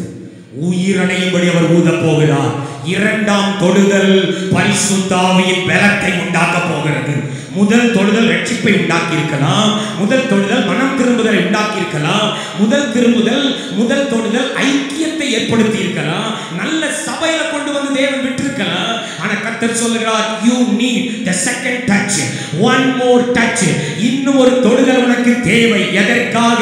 நீ எதற்காக ரட்சிக்கப்பட்டாயோ, உன் குடும்பம் முழுவதும் விக்கிரகத்தை ஆராதிக்கும் போது நீ மாத்திரம் எதற்கு தெரிந்தெடுக்கப்பட்டாயோ, உன் கிராமத்தின் நடுவே உன்னை மாத்திரம் எதற்காக நான் பிடித்தேனோ அந்த நோக்கத்தை இந்த தேசத்தில் நிறைவேற்றும்படி சேனையாய் எழுப்ப இன்றைக்கு இன்னும் ஒரு தொடுதல், பரிசுத்த ஆவியானவர் இன்னும் ஒரு விஷயங்களை நிரப்ப போகிறார். ஒரு ஆமென் சொல்லுங்க பார்க்கலாம். இந்த உலகத்திலேயே ரொம்ப ரொம்ப அவசியமானவர் பரிசுத்த ஆவியானவர். ஆமென் சொல்லுங்க பார்க்கலாம். அல்லேலூயா, அல்லேலூயா. இந்த உலகத்திற்கு அவசியமானவரும் அவர்தான், ஆனால் பயன்படுத்தப்படாமல் விட்டுவிடப்பட்டவரும் அவர்தான். எதையெல்லாமோ பயன்படுத்துறோம், ஆவியானவரை மாத்திரம் பயன்படுத்த மாட்டோம். சரீரத்தில் பலவீனம், ஆவியானவரை பயன்படுத்தலாமே. ஞான குறைவு, ஆவியானவரை பயன்படுத்தலாமே. பலன் இல்லாத நேரங்களில் ஆவியானவரை பயன்படுத்தலாமே. ஒரு ஆமென் சொல்லுங்க பார்க்கலாம். பக்கத்துல கையை பிடிச்சவங்க முகத்தை பார்த்து சொல்லுங்க. இந்த உலகத்துல பயன்படுத்தப்படுறத சந்தோஷமா நினைக்கிறவர் ஆவியானவர். என்னை இப்படி உட்கார வச்சிருக்கீரேன்னு ஒரு துக்கமா இருக்கிறார். ஆமென் சொல்லுங்க. ஒரு பிரச்சனை, ஒரு குழப்பம், மனுஷங்கிட்ட போய் என்ன செய்யறது எப்படி செய்யறதுன்னு கேட்கும் போதெல்லாம் உங்களுக்குள் இருக்கிற ஆவியானவர் துக்கப்படுகிறார். ஞானத்தின் ஆவியை உள்ள வைத்துக் கொண்டு, நடத்துகிற எண்ணம் உள்ள வைத்துக் கொண்டு, பலன் கொடுக்கிற எண்ணம் உள்ள வைத்துக் கொண்டு, ஜீவனின் ஆவியை உள்ள வைத்துக் கொண்டு, இவன் மனுஷங்கிட்டலாம் கேட்கிறாளே, அவங்கிட்ட இதுக்கு பதில் இல்லையே, பதில வச்சிருக்கிற என்ன சும்மா உட்கார வச்சிருக்கிறாளே அவர் துக்கப்படுகிறார். இன்றைக்கு பிறகு நம்முடைய திருச்சபை ஆவியானவர் நிறைய பயன்படுத்த போறோம். ஆமென் சொல்லுங்க பார்க்கலாம். என்ன கேள்வி வந்தாலும் யார்கிட்ட பேச போறோம்? ஆவியானவரே இதுக்கு விளக்கம் சொல்லிட்டு போங்க. நம்ம சரீரத்துல ஒரு பலவீனம், காலையில எழும்ப முடியல, ஆவியானவரே எனக்கு பலன் தாங்க. ஆமென் சொல்லுங்களேன். அவரை சும்மா இருக்க விடவே. அல்லேலூயா. சும்மா சும்மா வர்றா அப்படின்னு பக்கத்து வீட்டுல முறுமுறுக்கிற ஆள்கிட்ட திரும்ப திரும்ப சும்மா சும்மா போறோமா இல்லையா? அந்த ஆளுக்கு நம்ம போறதே பிடிக்கல, வந்தாலே 10 கேட்பாளேன்னு கதவை மெதுவா சாத்துது அக்காட்ட, மௌனம் கட்டு போய் திரும்ப போறோம். ஆனா உள்ள ஒருத்தர் உதவி செய்ய வருவது ரெடியா இருக்கிறாரு. ஐயோ என் மகளுக்கு நான் இதை செய்வேனே, இதை சொல்லி தருவேனே, கைப்பிடித்து நடத்துவேனே, சத்தியத்தை விளக்க செய்வேனே அப்படின்னு ஆயத்தமா இருந்தா அவரை வாங்கி உள்ள வச்சுக்கிட்டு அடுத்த ஞாயிற்றுக்கிழமை 2 அந்நிய பாஷை பேசுறதுக்கு தான் கூட்டிட்டு வருது. அல்லேலூயா. வெறும் அந்நிய பாஷை பேசுறதுக்கல்ல, அவர் சகல சத்தியத்திற்குள்ளும் நடத்துகிறவர். வேண்டுதல் செய்ய பலன் இல்லாத போது, என்ன ஜெபிக்கனே தெரியாத போது அவர் சொல்றார், உனக்காக உனக்குள் இருந்து வேண்டுதல் செய்ய நான் ரெடியா இருக்கேன். ஆமென் சொல்லுங்களேன். விட்டு கொடுக்க ஆயத்தமா இருக்கீங்களா? பயன்படுத்த ஆயத்தமா இருக்கீங்களா? பரிசுத்த ஆவி பெறாதவங்க சொல்லுவேன், இந்த உலகத்தில் உங்களுக்கு தேவை ஒரு வேலை அல்ல, வேலைக்கும் முன்பு, ஞானத்திற்கும் முன்பு, சரீர பலத்திற்கும் முன்பு, திறமை தாளந்துகளுக்கு முன்பு, படிக்கிற பிள்ளைகளுக்கு சொல்லுவேன், நீங்க ஸ்கூலுக்கு போறதை விட முக்கியமா உங்களுக்கு தேவை பரிசுத்த ஆவியானவர். இவர் இல்லாம இந்த உலகத்துல எதுவும் இயங்காது. இவர்தான் தேவனின் இயக்கமாக இருக்கிறார். ஒரு அல்லேலூயா, அல்லேலூயா. பாஸ்டர் எங்களுக்குள்ளதான் பரிசுத்த ஆவியானவர் இல்லையா? இருக்கிறார். நல்லா கவனிக்கணும். Receiving is different from filling. பெற்றுக்கொள்ளுதல் வேற, நிரப்பப்படுதல் வேற. ஒருவன் எப்போது இயேசுவை கர்த்தர் என்று அறிக்கை செய்கிறானோ அதுவே யார் வேலைதான்? பரிசுத்த ஆவி இல்லாம நீங்க பாவின்னு ஒத்துக்கவே மாட்டீங்க. ஒத்துருப்பீங்களா? ஏ பாவி அப்படின்னு கூப்பிட்டுருந்தா அவ்வளவுதான், அன்னைக்கு நடந்திருக்கதே வேற. ஆனா நீங்களா சர்ச்சுக்குள்ள வந்து என்ன சொன்னீங்க? நான் பாவிதான் சொன்னீங்களா? சொல்ல வச்சவர் ஆவியானவர் உள்ள வந்து கண்டித்து உணர்த்தினார். ஒத்துக்கிட்டோமா? ஆமென் சொல்லுங்களேன். அவர் உள்ளதான் இருக்கிறார். ஆனா நீங்க அவருக்குள்ள வரணும். அதுதான் நிரப்பப்படுதல். ஆமென் சொல்லுங்க. இங்க இருக்கிற எல்லாருக்குள்ள பரிசுத்த ஆவி இருக்கிறார். ஆனால் அபிஷேகம் பெறாதவர்கள் இன்னும் ஒரு படி மேல வரணும். நீங்க ஞானஸ்நானம் எடுக்கணும். நான் திரும்ப சொல்றேன், இந்த தண்ணீர் பாட்டில்ல இந்த டம்ளர் தண்ணியை ஃபுல்லா நான் குடிச்சா தண்ணி யாருக்குள்ள போகும்? இதெல்லாம் ஒரு கேள்வி. சொல்லுங்க. ஒரு டம்ளர் தண்ணி இப்ப யாருக்குள்ள இருக்கு? எனக்குள்ள இருக்கு. ஆனா நான் ஒரு நீச்சல் குளத்துல போய் குதிச்சா நான் இப்ப தண்ணிக்குள்ள மாறிடுறேன். இது வேற. சொல்லுங்க. ஒரு டம்ளர் தண்ணியை குடிச்சுட்டு நிரம்பி இருக்கேன் பாஸ்டர். எப்பா நீ நிரம்பல, நீ தண்ணிக்குள்ள குதிக்கணும். நீ சொல்லட்டுமா? முத கேள்விக்கு எனக்கு இன்னும் பரிசுத்த ஆவி அபிஷேகம் கிடைக்கிறன்னு கை தூக்குன எல்லாருக்கும் இன்னைக்கு ஜீவ நதியில் நீச்சல் குளம் திறக்கப்படுகிறது. பரிசுத்த ஆவி நதியில் குதிக்க போகிறீங்க. ஆமென் சொல்லுங்க. அப்பப்ப வந்துட்டு குடிச்சிட்டு போனது போதும். இயேசு அழகா சொல்லுவார் பாருங்க, என்னை விசுவாசிக்கிறவன் எவனோ, அதுக்கு முன்னாடி இப்படி சொல்லுவாரு, தாகமாய் இருக்கிறவன் எவனோ அவன் வந்து பானம் பண்ணட்டும். சொல்லுங்க. முதல் ஸ்டெப் என்னது? அதான் முதல் தொடுதல். உனக்கு தாகமா இருந்தா வா, தண்ணி தரேன், குடிச்சிக்க. அடுத்த தொடுதல் என்ன தெரியுமா? என்னை விசுவாசிக்கிறவன் உள்ளத்தில் இருந்து ஜீவ தண்ணீர் உள்ள நதிகள். ஒரு ஆமென் சொல்லுங்களேன். அது வேற, இது வேற. இது நான் மட்டும் குடிச்சேன், இப்போ நான் குடிக்க கொடுக்கிறேன். ஆமென். நானே நதியா பாயிறேன். அல்லேலூயா.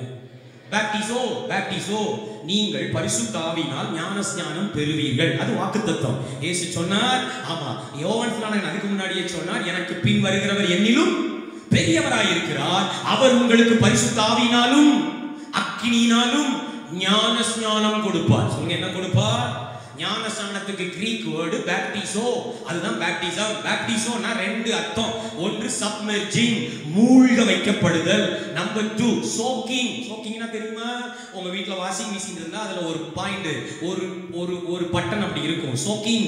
சோக்கிங்னா துணியை ஏரியில போட்டு ஊற வைக்கிறது. ஆமென். நாங்களும் பரிசுத்த ஆவி அபிஷேகம் பெறுவோம். அபிஷேகம் பெறாமலா கை தூங்க. நான் பெற்றிருக்கேன்ப்பா. எப்படி பெற்றீங்க? 2 அடியே பாச நீ பா பா பா பா பா. நான் குறை சொல்லல, கவனிங்க. இது இல்ல பேப்டிசோ. பேப்டிசோனா என்ன தெரியுமா? ஆவியானவருக்குள் ஊற வைக்கப்படுதல். என்ன வைக்கப்படுதல்? எலுமிச்ச ஊறுகாய் இல்ல, கல்யாண வீட்டில் அன்னைக்கே கட் பண்ணி அன்னைக்கே அவிச்சு என்னமோ பண்றான், நல்லா இருக்குது. ஆனா அம்மாவை பாருங்க, 6 மாசத்துக்கு முன்னாடியே பிளான் பண்ணி, வெயில் காலம் ஏப்ரலில் வரும் என்று இப்பவே திட்டமிட்டு அழகா கட் பண்ணி உப்பு மிளகாய் எண்ணெய் எல்லாம் ஊத்தி அப்படியே அடிக்கடி வெயில தூக்கி தூக்கி வைக்குது. ஊற ஊற ஊற ருசி கூடுது. இன்னைக்கு நீங்க எதுக்குள்ள ஊறணும்? சத்தமா சொல்லுங்க. ஆவியானவருக்குள்ள சோக்கா ஊற வைக்கப்படணும். ஆமென். அப்பதான் உள்ள இருந்து என்ன வரும்? ஆவியின் கனி. ஒரு அல்லேலூயா சொல்லுங்க. இன்னைக்கு நிறைய பேருக்கு ஆவியின் கனிகள் இருக்கு. எப்படி இருக்கு தெரியுமா? தப்பி முளைச்சிட்டு, சிலது தானா முளைச்சிட்டு. அப்படி முளைச்சிருக்கா உங்க வீட்டு பக்கத்துல? திடீர்னு ஒரே ஒரு தக்காளி செடி மட்டும் முளைக்கும் பாருங்க. நம்ம அதுக்கு ஒரு ஸ்பெஷல் கேர் கொடுத்து அதை அப்படியே பண்ண கட்டி அப்படியே வளர்த்தா அதுல ஒரு பூ, என்ன சந்தோஷம். டெய்லி காலையில் எழுந்துச்சு அதான் பாக்குறது, அதுக்கு தண்ணி ஊத்துறது. எத்தனை தக்காளி பழம் இருக்கும் சொல்லுங்க? 1 2 ஊருக்கே போதுமா என்ன? அதை வச்சுக்கிட்டு நாங்க தக்காளி பண்ண வச்சிருக்கோம் பாஸ்டர், தக்காளி பண்ண வச்சிருக்கோம் பாஸ்டர். ஏக்கா அது தப்பி முளைச்சிட்டு இருக்கா. இன்னைக்கு நிறைய பேர் ஆவியின் கனி இருக்கு. அன்பு இருக்கா? இருக்கு. எப்படி வந்தது? அவங்க அப்பாட்ட இருந்ததுனால தப்பி வந்துட்டு பாஸ்டர். அல்லேலூயா. சாந்தம் இருக்கு, தானா எப்படியோ. அது போதுமா? சொல்லுங்க, போதுமா? பரிசுத்த ஆவிக்குள் ஊற வைக்கப்பட்டால் 9 கனியும் நிறைய பேருக்கு கிடைக்கும். மார்க்கெட்ல கொண்டு சேல் பண்ற அளவு உங்களுக்குள்ள இருந்து அன்பு வருவதாக. எத்தனை பேர் அதை விரும்புறீங்க? ஒரு அல்லேலூயா. ஆமென். தேவன் வாக்கு பண்ணது என்ன? உயிரடைவீர்கள். நடக்கிறது என்ன? உடல் மாத்திரம் கிடைத்திருக்கிறது. திருப்தி அடைஞ்சிடலாமா? சொல்லுங்க, திருப்தி அடைஞ்சிடலாமா? போதும், எப்படி சொல்லுங்க பார்க்கலாம். தேவன் வாக்கு பண்ணதை விட எது குறைஞ்சாலும் அதுல திருப்தி ஆகக்கூடாது. திரும்பவும் சொல்றேன், தேவன் உன்னை வாக்கு பண்ணிட்டார்னா அது கிடைக்கிற வரை என்ன வரக்கூடாது மனசுக்குள்ள. செத்தையும் பரவாயில்ல பாஸ்டர், நேற்று சொன்ன கொஞ்சம் இப்ப கொஞ்சம் பரவாயில்ல அப்படின்னா நீங்க இருந்துக்கலாம். உன்னை கவனிச்சுக்கோங்க, நீங்க பொறுத்து கொண்டீங்கன்னா கர்த்தர் அதுல கிரியை செய்யவே. இப்போ நாங்க உலர்ந்த எலும்புகளா இருந்தோம், இப்ப எல்லாம் ஒன்னா சேர்ந்துட்டோம். இப்ப மேல தசை இருக்கு, மேல எலும்பு இருக்கு, நரம்பு இருக்கு, மேல அப்படியே தோல் போட்டு மூடி இருக்கு. பரவாயில்ல, இப்படியே மெயின்டைன் பண்ணலாம். சாகர வரை நீங்க எல்சடா சர்ச்சில் அப்படியே மெயின்டைன் பண்ணலாம். நீங்க அந்த டெட் பாடியை பொறுத்து கொண்டீங்கன்னா அப்படியே கர்த்தர் உங்களை விட்டு விட ஆயத்தம். ஆனா என்ன சொல்லணும் தெரியுமா? போதாத ஆண்டவரே, இன்னும் ஒரு தொடுதல் தேவை ஆண்டவரே. உயிரடைவேன்னு சொன்னீங்களே, நான் ஜீவன் பெற்று எழுமன ஆண்டவரே அப்படின்னு நீங்க ஏங்கினால் கர்த்தர் உங்களுக்கு தருவார். கை வைத்து சொல்லுங்க, நான் இப்படி இருப்பதை நான் விரும்பவில்லை. சொல்ல மாட்டாங்களே, சொன்னாதான் இன்னைக்கு பாருங்க இறங்கி வரப்போகுது ஆவியின் மழை. கை வைத்து நல்லா சொல்லுங்க, நான் இப்படி இருப்பதை நான் விரும்பவில்லை, நான் இப்படி இருப்பதை தேவனும் விரும்பவில்லை, இன்னும் ஒரு தொடுதல் தேவை. எத்தனை பேர் ஆமென் சொல்றீங்க? இந்த அபிஷேகம் போதாது, இந்த ஜெப வாழ்க்கை, சத்தமா சொல்லுங்க, இந்த ஜெப வாழ்க்கை, இந்த ஆவிக்குரிய மாற்றம், இந்த வரங்கள் கனிகள் இன்னும் மேன்மை தேவை. நான் சேனையாக எழும்ப வேண்டும். ஒரு அல்லேலூயா. ஆமென். அபிஷேகம் பெறாமையே நாங்க நல்ல கிறிஸ்தவ வாழ்க்கை வாழ முடியுமா? உங்கள்கிட்ட ஒரு எக்ஸாம்பிள் சொல்றேன். இந்த சர்ச் முழுசும் எல்லா ஒயரிங் வேலையும் பார்த்துட்டு கரண்ட் மட்டும் இழுக்கலன்னா எப்படி இருக்குமோ அப்படித்தான். ஞானஸ்தானம் எடுத்துட்டு திருவிருந்து எடுத்துட்டு நல்லா ஜெபம்லாம் பண்ணிட்டு காணிக்க தசமாலாம் ஒழுங்கா கொடுத்துட்டு பரிசுத்த ஆவி பெறாதவங்க எப்படின்னா எலக்ட்ரிக்கல் வேலை எல்லாம் முடிச்சிட்டு கரண்ட் இழுக்காத வீடு மாதிரி எப்படி இருக்கும்? பாஸ்டர் ஃபேன் மாட்டிட்டேன் பாஸ்டர், ஏசி கூட மாட்டேன் பாஸ்டர், ஏன் சிஸ்டர் ஓடல, கரண்டே வாங்கலையே. அக்கா எல்லாம் செஞ்சு வச்சிருந்து ஆனா இன்னும் பரிசுத்த ஆவியின் அபிஷேகம். ஆமென். உன்னை குறை சொல்ல, முக்கியத்துவம் புரியுதா? வீடெல்லாம் கண்டதையும் மாட்டிக்கிட்டு கரண்ட் இழுக்கலாம் எப்படியோ அப்படித்தான். வசனமெல்லாம் தெரியும், ஆராதனை நிறைய தெரியும். இப்ப புதுசா வர சாஞ்சபராஜ் பாட்டு நல்லா தெரியும், பாட்டெல்லாம் தெரியும். அக்கா உள்ள எலக்ட்ரிசிட்டி இல்லைன்னா உன்னால எந்த பயனும் சொல்லுங்க. பரிசுத்த ஆவியின் இடத்தில் வரும்போது வேலை நடைவீரன் ஏசு அதனாலதான் சீடர்களை பார்த்து சொன்னார், எப்பா அவர் வர்ற வரைக்கும் எருசலேமை விட்டு போகாத, போனா ஒண்ணுமே நடக்காது, அவர் வரும் வரை காத்துரு. ஆமென் சொல்லுங்களேன். அவங்க காத்திருந்தாங்க, இன்றைக்கு நீங்கள் காத்திருக்க தேவையில்லை, அவர் உங்களுக்காக காத்திருக்கிறார். வாஞ்சையோட கேட்பீங்கன்னா இன்னைக்கு நைட்ல அபிஷேகத்தோட தான் நீங்க வீட்டுக்கு போக போறீங்க. ஒரு அல்லேலூயா. மூன்றாவதாக கடைசியாக நான் சொல்லிட்டு ஆராதனை நடத்துகிறேன். ஆமென். 2 ராஜாக்களின் புஸ்தகம் 2வது அதிகாரம் 13வது வசனத்துக்கு திருப்புங்கள். பரிசுத்த ஆவியானவர் நம்மோடு பேசுவாராக. ஹalleluya. 2 ராஜாக்கள் 2ஆம் அதிகாரம் 13வது வசனம். பின்பு அவன் எலியாவின் மேலிருந்து எலியாவின் மேலிருந்து கீழே விழுந்த சால்வையை எடுத்து திரும்பி போய் யோர்தானின் கரையிலே நின்று போதும். இரண்டாவது தொடுதல் எதற்கு தேவை? அபிஷேகத்தின் சால்வைக்கான இரண்டாவது தொடுதல். என்னை கவனிங்கள். உங்களுக்கு எலியா கதை நன்றாக தெரியும். எலிசா அழைக்கப்பட்ட விதம் உங்களுக்கு தெரியுமா? எலிசா ஒரு விவசாயி, பெரிய விவசாயி. அவன் நிலத்திலே 12 ஏர் பூட்டி ஒழுகிறவன். 1 ராஜாக்கள் 19ஆம் அதிகாரம் 19ஆம் வசனத்திலிருந்து குறித்துக் கொள்ளுங்கள், வாசிக்க வேண்டாம். 1 ராஜாக்கள் 19லிருந்து. அவன் சோர்ந்து போய், எலியா சோர்ந்து இருக்கும் போது கொடுக்கப்பட்டவன் தான் அவன். 19ஆம் வசனம் பார்த்தீங்கன்னா வாசிச்சுருவோம் ஒரு தடவை, வாசிக்கலாமா? அப்படியே அவன் அவ்விடம் விட்டு புறப்பட்டு போய் 12 ஏர் பூட்டி உழுது 12 ஏர் பூட்டி உழுது சாப்பாத்தின் குமாரனாகிய எலிசாவை கண்டான். அவன் 12ஆம் ஏரை ஓட்டிக் கொண்டிருந்தான். கடைசி ஏரை ஓட்டிட்டு போறார். அங்க உழுதுட்டு இருக்காங்க. 12 ஏர் உழுதாங்கன்னா எவ்வளவு நீள படைச்சால் போட்டிருப்பாங்க பாருங்க. பெரிய நிலத்துல அப்படியே உழுகிற வேலை நடக்குது. கடைசியா வர்றது யாரு? எலிசா. கவனிக்கணும். ஆமா, அங்க எழுதி இருக்கு. நான் திரும்ப 3 வார்த்தை அழுத்தி சொல்ல விரும்புகிறேன். 19ஆம் வசனத்தை பாருங்க, பார்க்கலாம். எலிசாவை கண்டான். சொல்லுங்க எல்லாரும், எலிசாவை. யாருக்கெல்லாம் பைபிளை திருப்பி வாசிக்க கஷ்டமா இருக்கு அவங்க எல்லாம் ஒண்ணு செய்யுங்க. புதிய ஆராதனையில புதிய வருஷத்தில் ஒரு பொருத்தனையாக 62 இன்ச்சு டிவி வாங்குறதுக்கு பொருத்தனை பண்ணுங்க. உங்களுக்கு டிவிலேயே வசனம் காப்பாங்க.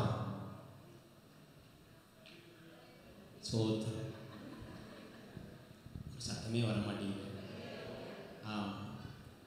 அடுத்த தடவை கர்த்தருக்கு சித்தமான வரும்போது 2 பெரிய டிவி வாங்கி ஸ்கிரீன்ல மாட்டிருக்கணும். ஆமென் சொல்லுங்க. நீங்களும் பைபிள்ல எடுக்க முடியாதவங்க எங்க பார்த்துக்கலாம். வேகமா பிரசங்கம் பண்ணலாம்ல. பாருங்க பார்க்கலாம். இப்போ வசனத்தை பாருங்க. எலிசாவை கண்டான். கண்டது யாரு? எலியா. கவனிக்கணும். முதல் தொடுதல் கண்டது யாரு? தேடி வந்தது எலியா. எலிசாவை கண்டான். 2ஆம் வசனம், அதே வசனம் பாருங்க. 2வது குறிப்பு. அவன் 12ஆம் ஏரை ஓட்டிக் கொண்டிருந்தான். எலியா அவன் இருக்கும் இடம் மட்டும் போனது யாரு? எலியா. திரும்ப சொல்லுங்க, யாரு? கண்டது யாரு? எலியா. போனது யாரு? எலியா. 3 அவன் மேல் தன் சால்வையை சொல்லுங்க போட்டான். சால்வையை போட்டது யாரு? எலியா. முதல் சால்வை போட்ட உடனே என்ன ஆச்சு? நல்லா கவனிக்கணும். தேடி கண்டுபிடித்து அவன் இருக்கிற இடத்துக்கு இவரே போய் அவன் மேல சால்வையை போட்டான். முதல் தொடுதல், முதல் சால்வை. நடந்தது என்ன தெரியுமா? எலிசா எலியாவுக்கு வேலைக்காரனானான். எலிசா எலியாவுக்கு பின்னே போக ஆரம்பித்தான். எலிசா எலியாவுக்கு கை கழுவ தண்ணீர் வார்க்கிறவனானான். எலிசா எந்த முடிவும் எடுக்க முடியாது. எலிசா எந்த அற்புதமும் செய்ய முடியாது. ஏன்னா முன்னாடி யார் எலியா இருக்காரு. இவர் மேல விழுந்த சால்வை வேலைக்காரனாக்கியது, இவரை பின்பற்றுகிறவனாக்கியது, தொண்டனாக்கியது சரிதான். ஆனா எலிசா அழைக்கப்பட்டது அதற்காக அல்ல. கவனிக்கணும். ஆண்டவர் 2 ராஜாக்கள் 2ஆம் அதிகாரத்துல எலிசாவின் மீது இன்னும் ஒரு சால்வையை போடுகிறார். 2ஆம் தொடுதல். ஆமென். அபிஷேகம் பெற்றவர்களை கவனமாய் கவனியுங்கள். முதல் தொடுதல் உங்களை வேலைக்காரர்களாக, பின்பற்றுகிறவர்களாக, தாழ்மை உள்ளவர்களாக, ஆமென், சீஷர்களாக உருவாக்கி இருக்கலாம். ஆனால் தேவன் சொல்லுகிறார் அது போதாது. இன்னும் ஒரு தரம் நான் உன்னை தொட போகிறேன். இன்னும் ஒரு தரம் என் சால்வையை உன் மீது போட போகிறேன். இன்னும் ஒரு தரம் அபிஷேகத்தினால் உன்னை நிரப்ப போகிறேன். அந்த சால்வை விழும்போது என்ன நடக்குது பாருங்க. 2 ராஜாக்கள் 2ஆவது அதிகாரத்துல 2ஆம் வசனத்திலிருந்து வாசிச்சீங்கன்னா இப்ப பின்பற்றுறது யாருன்னா எலிசா. சொல்லுங்க யாரு? முதல் தொடுதல்ல தேடி வந்தது யாருன்னா எலியா. தேவன் தேடி வந்தார். ஆமென் சொல்லுங்க பார்க்கலாம். நம்ம பாடுவோம்ல, தேடி வந்தீரே நன்றி ஐயா. யார் தேடி வந்தது? அவர். இப்ப யார் தேடி போறார்? எலிசா தேடி போறாரு. பாருங்க எங்க போறாரு?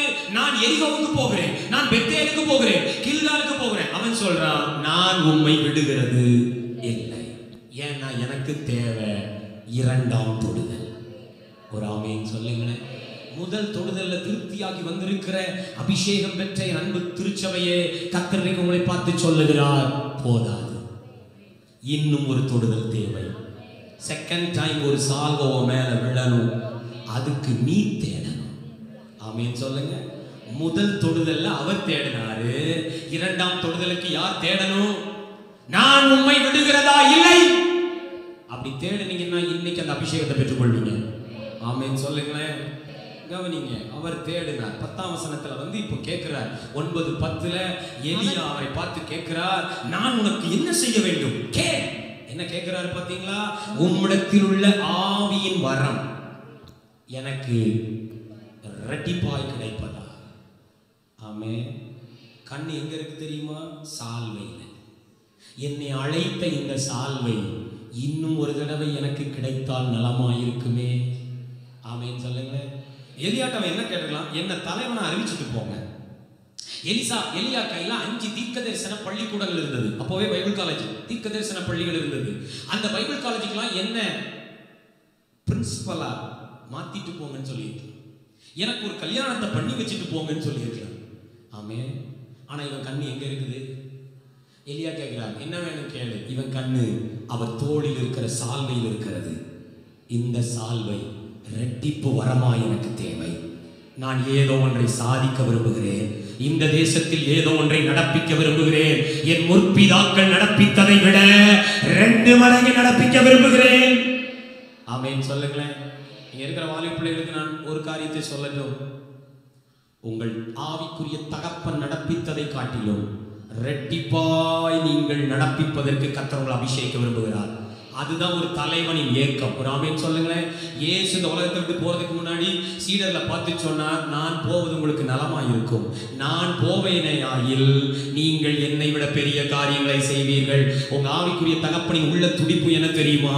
என் பிள்ளைகள் எழும்பி என்னை காட்டிலும் பலத்ததை நடப்பிக்க வேண்டும். ஒரு ஆமென் சொல்லுங்க. ஹல்லேலூயா. ஆயத்தமா இருந்தீங்கன்னா கர்த்தர் அந்த சால்வையை போடுவார். எலிசாவோட கண்ணு என்னன்னா சால்வை. எனக்கு சால்வை. ஆமே. இப்ப பாருங்க, இங்க நடக்கிறது என்னன்னா 10ஆம் வசனத்துல அரிதான காரியத்தை கேட்டார். என்ன காரியம்னா? ரொம்ப ரேரப்பா, கிடைக்கிறது ரொம்ப கஷ்டம் தான். ஆனா உனக்கு ஒரு சான்ஸ் இருக்கு. உன்னை விட்டு நான் சுழல் காற்றில் எடுத்துக் கொள்ளப்படும் போது என்னை நீ கண்டார். நான் திரும்பவும் சொல்றேன். முதல்ல கண்டது எலியா. இப்ப யார் பார்க்கணுமா? சொல்லுங்க. முதல் சால்வைக்கு அவர் உங்களை பார்த்தார். முதல் சால்வைக்கு அவர் தேடி வந்தார். முதல் சால்வைக்கு அவரே போட்டார். 2வது சால்வை அப்படி கிடைக்காது. நிரப்பனா நிரப்பட்டும், அவருக்கு இஷ்டம்னா நிரப்பட்டும், அவருக்கு பயன்படம்னா நிரப்பட்டும். கிடையாதுக்கா. நீ தேட வேண்டும், நீ கேட்க வேண்டும், நீ பார்க்க வேண்டும், நீ ஏங்க வேண்டும், நீ வாஞ்சிக்க வேண்டும். அப்பொழுது அந்த சால்வை மேல விழும். ஆமென் சொல்லுங்களேன். நீ கண்டார். சொல்லுங்க எல்லாரும் பக்கத்துல பார்த்து சொல்லுங்க. நீங்க கண்டார். அந்த சால்வை உங்க மேல விழும். ஹல்லேலூயா, ஹல்லேலூயா. கர்த்தருக்கு தர ஆயத்தமா இருக்கிறார். இத்தனை பேர் ஆமென் சொல்லுவீங்க. நீங்கள் கண்டால், நீங்கள் கேட்டால் இரண்டாவது சால்வை, அதே சால்வை தான், அதே எலிசா தான், அதே எலியா தான். ஆனால் இன்னும் ஒரு தொடுதல் வந்தபோது வேதம் அழகாய் சொல்லுகிறது, வேலைக்காரனாய் இருந்த எலிசா, எல்லாவற்றுக்கும் எலியாவையே சார்ந்திருந்த எலிசா, அற்புதம் ஒன்றும் நடப்பிக்க முடியாமல் எலியா எலியா அப்படியே வாழ்ந்துட்டு இருந்த எலிசா அந்த சால்வியை எடுத்துக்கொண்டு போய் யோர்தானை அடித்த போது யோர்தான் இரண்டாக பிளந்தது. எலிசா அநேகரை உயிரோடு எழுப்புகிறவனாய் மாறினான். எலியா செய்த அற்புதங்கள் 7, எலிசா செய்த அற்புதங்கள் 14. இன்னும் சொல்லட்டுமா, இரண்டாம் தொடுதல் நடந்ததினாலே எலிசாவின் எலும்புகளுக்குள்ளும் கர்த்தருடைய அபிஷேகம் இருந்தது. செத்து சுண்ணாம்பாயிட்டாங்க. அவன் எலும்பு கூட்டு மேல ஒரு டெட் பாடியை தூக்கிட்டு போறாங்க. நல்லா கவனிங்க. எதுக்கு திடீர்னு எதிரிகள் வர்ற எக்கால சத்தம் கேட்குது. பயந்து போய் இந்த டெட் பாடியை அடக்கம் பண்ண நேரம் இல்லாம தூக்கி எரிஞ்சாங்க பாருங்க. அது எலிசாவோட கல்லறை மேல விழுது. எலிசாவின் எலும்புகளில் பட்டவுடன் தூக்கி வரப்பட்ட அந்த பிரேதம் உயிரோட எழும்பி இவங்க பின்னாடியே ஓடி வருது. நன்றாய் கவனிங்கள்.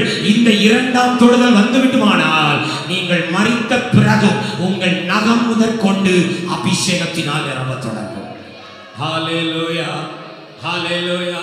இங்க இருக்கிற பெற்றோருக்கு நான் சொல்லுவேன், எதை சேர்த்து வைப்பீர்களோ இல்லையோ உங்கள் பிள்ளைகளுக்காக அபிஷேகத்தை சேர்த்து வைத்து விட்டு போங்கள். பிள்ளைகள் மீது கரங்களை வைத்து ஆமென் இந்த 1ஆம் தேதி நீங்கள் ஜெபிக்கும் போது உங்களுக்குள் இருக்கிற அனல் உங்க பிள்ளைகளுக்குள் பற்றி பிடிக்க வேண்டும். நீங்க சொல்ல போறீங்க, அந்த 2ஆம் சால்வை எனக்காக என் சந்ததிக்காக தேவை. ஹல்லேலூயா, ஹல்லேலூயா.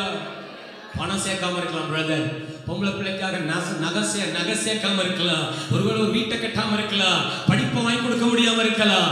ஒன்றை சேர்த்து வை, உனக்கு தேவன் தந்த அபிஷேகத்தை பெருக்கி வை, உனக்கு தேவன் தந்த கிருபையை பெருக்கி வை, கர்த்தர் உனக்கு கொடுத்த விசுவாசத்தை பெருக்கி வை. தீமோத்தேயுவுக்கு அவன் தகப்பனும் தாயும் சேர்த்து வைத்தது என்ன தெரியுமா?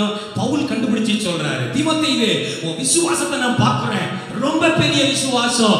அது ஒன்னால வந்ததில்ல, அது உனக்கு முன்னாடி உங்க அம்மாட்ட இருந்தது, உங்க அம்மாக்கு முன்னாடி பாட்டிட்ட இருந்தது, பாட்டியிடமிருந்து தாய்க்கு கடத்தப்பட்டது, தாயிடமிருந்து பிள்ளைக்கு கடத்தப்பட்டது. பிள்ளை எபேசு சபையிலே மிகப்பெரிய மிகப்பெரிய ஒரு பிஷப்பா இருந்தான். ஆமென். இங்க இருக்கிற வாலிப தம்பி தங்கச்சிகளுக்கு சொல்லுவேன், என்ன சேர்த்து வச்சிருக்கேன்னு கேட்காதீங்க. உன் தாய் கண்ணீரை வடித்து உனக்கு கிருபையை சேர்த்து வைத்திருக்கிறாள். அவள் அலைந்து திரிந்து ஊழியம் செய்ததால் உனக்காக அபிஷேகத்தை சேர்த்து வைத்திருக்கிறாள். அவள் நடுநிசையிலே எழுப்பி போராடினதினால் உனக்காக நன்மைகளை சேர்த்து வைத்திருக்கிறாள். ஹல்லேலூயா, ஹல்லேலூயா. பார்வை கண்களால் அல்ல, இருதயத்தால் பாருங்கள். ஆண்டவர் இன்றைக்கு ஒரு 2ஆம் தொடுதலை நமக்கு தருவாராக. ராமே, 3 காரியங்களுக்காக 2ஆம் தொடுதல் தேவை. 1, பார்வை மங்கி இருக்கிற நமக்கு தரிசன கண்களை தரும்படி. ஒரு அல்லேலூயா. இந்த 1ஆம் தேதி ஆராதனை முடிந்து வீட்டில் போய் ஓய்வெடுத்த பிறகு மாலையில உட்கார்ந்து உங்க தரிசனத்தை எழுதுங்க பிரதர். ஏன் தரிசனம் என்ன, என் குடும்பத்தின் தரிசனம் என்ன, எங்க சபையின் தரிசனம் என்ன, எழுதுங்க எழுதுங்க. நீங்க எழுதுறது தான் அக்ரிமெண்டா மாறும். ஆமென் சொல்லுங்களேன். சும்மா ஜோம் பண்ணிட்டு போறதில்ல. வாலிப பிள்ளைங்களுக்கு சொல்லுவேன், என்னவாக விரும்புகிறேன். நல்லா கவனிங்க. ஆம்பிஷன் வேற, விஷன் வேற. ஆம்பிஷன்னா என்ன? நம்ம ஸ்கூல்ல கேட்பாங்க, என்ன ஆகுறப்பா கேட்பாங்களா? ஒன்னு சும்மாவே அவுத்து விடுறது. ஐஏஎஸ் ஆக போறேன் அப்படின்னா என்னன்னே தெரியாது. கலெக்டர் ஆக போறேன், டாக்டர் ஆக போறேன், இன்ஜினியர் ஆக போறேன். அது ஆம்பிஷன். That's good. ஆனா ஆம்பிஷன்ங்கிறது என் சுயநலத்தோடு சார்ந்தது. விஷன்ங்கிறது எல்லா மக்களுக்குமானது. ஒரு ஆமீன் சொல்லுங்களேன். கர்த்தர் யோசேப்பை உயர்த்துறது யோசேப்புக்கு லாபமாய் அல்ல, ஜனங்களுக்கு ஜீவரட்சணை உண்டாகும்படி. அப்படி ஒரு விஷயம் நீ கர்த்தரிடமிருந்து கேட்கணும். ஆமென். தேவன் எதற்காக என்னை படைத்தார், எதற்காக தாயின் கருவில் என்னை உருவாக்கினார், உருவாக்கும் போதே என்னை எதற்காக பெயரிட்டு அழைத்தார். என் கூட எவ்வளவோ பேர் படிக்கிறாங்க. என்னை மாத்திரம் ரட்சித்தது எதற்கு, என் குடும்பத்தை மாத்திரம் பிடித்தது எதற்கு, என்னை மாத்திரம் அபிஷேகித்தது எதற்கு? என் மீது ஒரு தரிசனம் இருக்கிறது. அல்லேலூயா சொல்லுங்களேன். நோக்கம் இல்லாமல் யாரையும் கர்த்தர் இந்த பூமிக்கு அனுப்பவில்லை. இருக்கிற வாலிப பிள்ளைகளோடு மீண்டும் பேசுகிறேன். God has a divine purpose on you. கை வைத்து நீங்க மட்டும் சொல்லுங்க, என் மேல. சத்தமா தம்பிமாரெல்லாம் கை வைத்து சொல்லுங்க, என் மேல ஒரு தெய்வீக நோக்கம் இருக்கிறது. இன்னும் சத்தமா நீங்க மட்டும் சொல்லுங்க பார்க்கலாம். இன்னும் சத்தமா சொல்லுங்க, என் மேல ஒரு தெய்வீக நோக்கம் இருக்கிறது. ஆமென். அந்த நோக்கம் நிறைவேற உங்களுக்கு இரண்டாம் தொடுதல் தேவை. ஹல்லேலூயா. இரண்டாவது எதற்கு? ஆமென். உயிரடைந்து எழும்புவீர்கள் என்ற வாக்கு நிறைவேற கர்த்தர் இரண்டாவது ஒரு தடவை தொட விரும்புகிறார். 3, அபிஷேகத்தின் சால்வை மீண்டும் உன் மீது விழும்படிக்கு உன்னை இரண்டாவது தொட விரும்புகிறார். பெற்றுக்கொள்ள எத்தனை பேர் ஆயத்தமா இருக்கீங்க? ஹல்லேலூயா. தேவன் இரண்டாவது தடவை தொட ஆயத்தமா இருக்கிறார். நீங்கள் ஆயத்தமா இருக்கீங்களா? எழுந்து நில்லுங்க பார்க்கலாம்.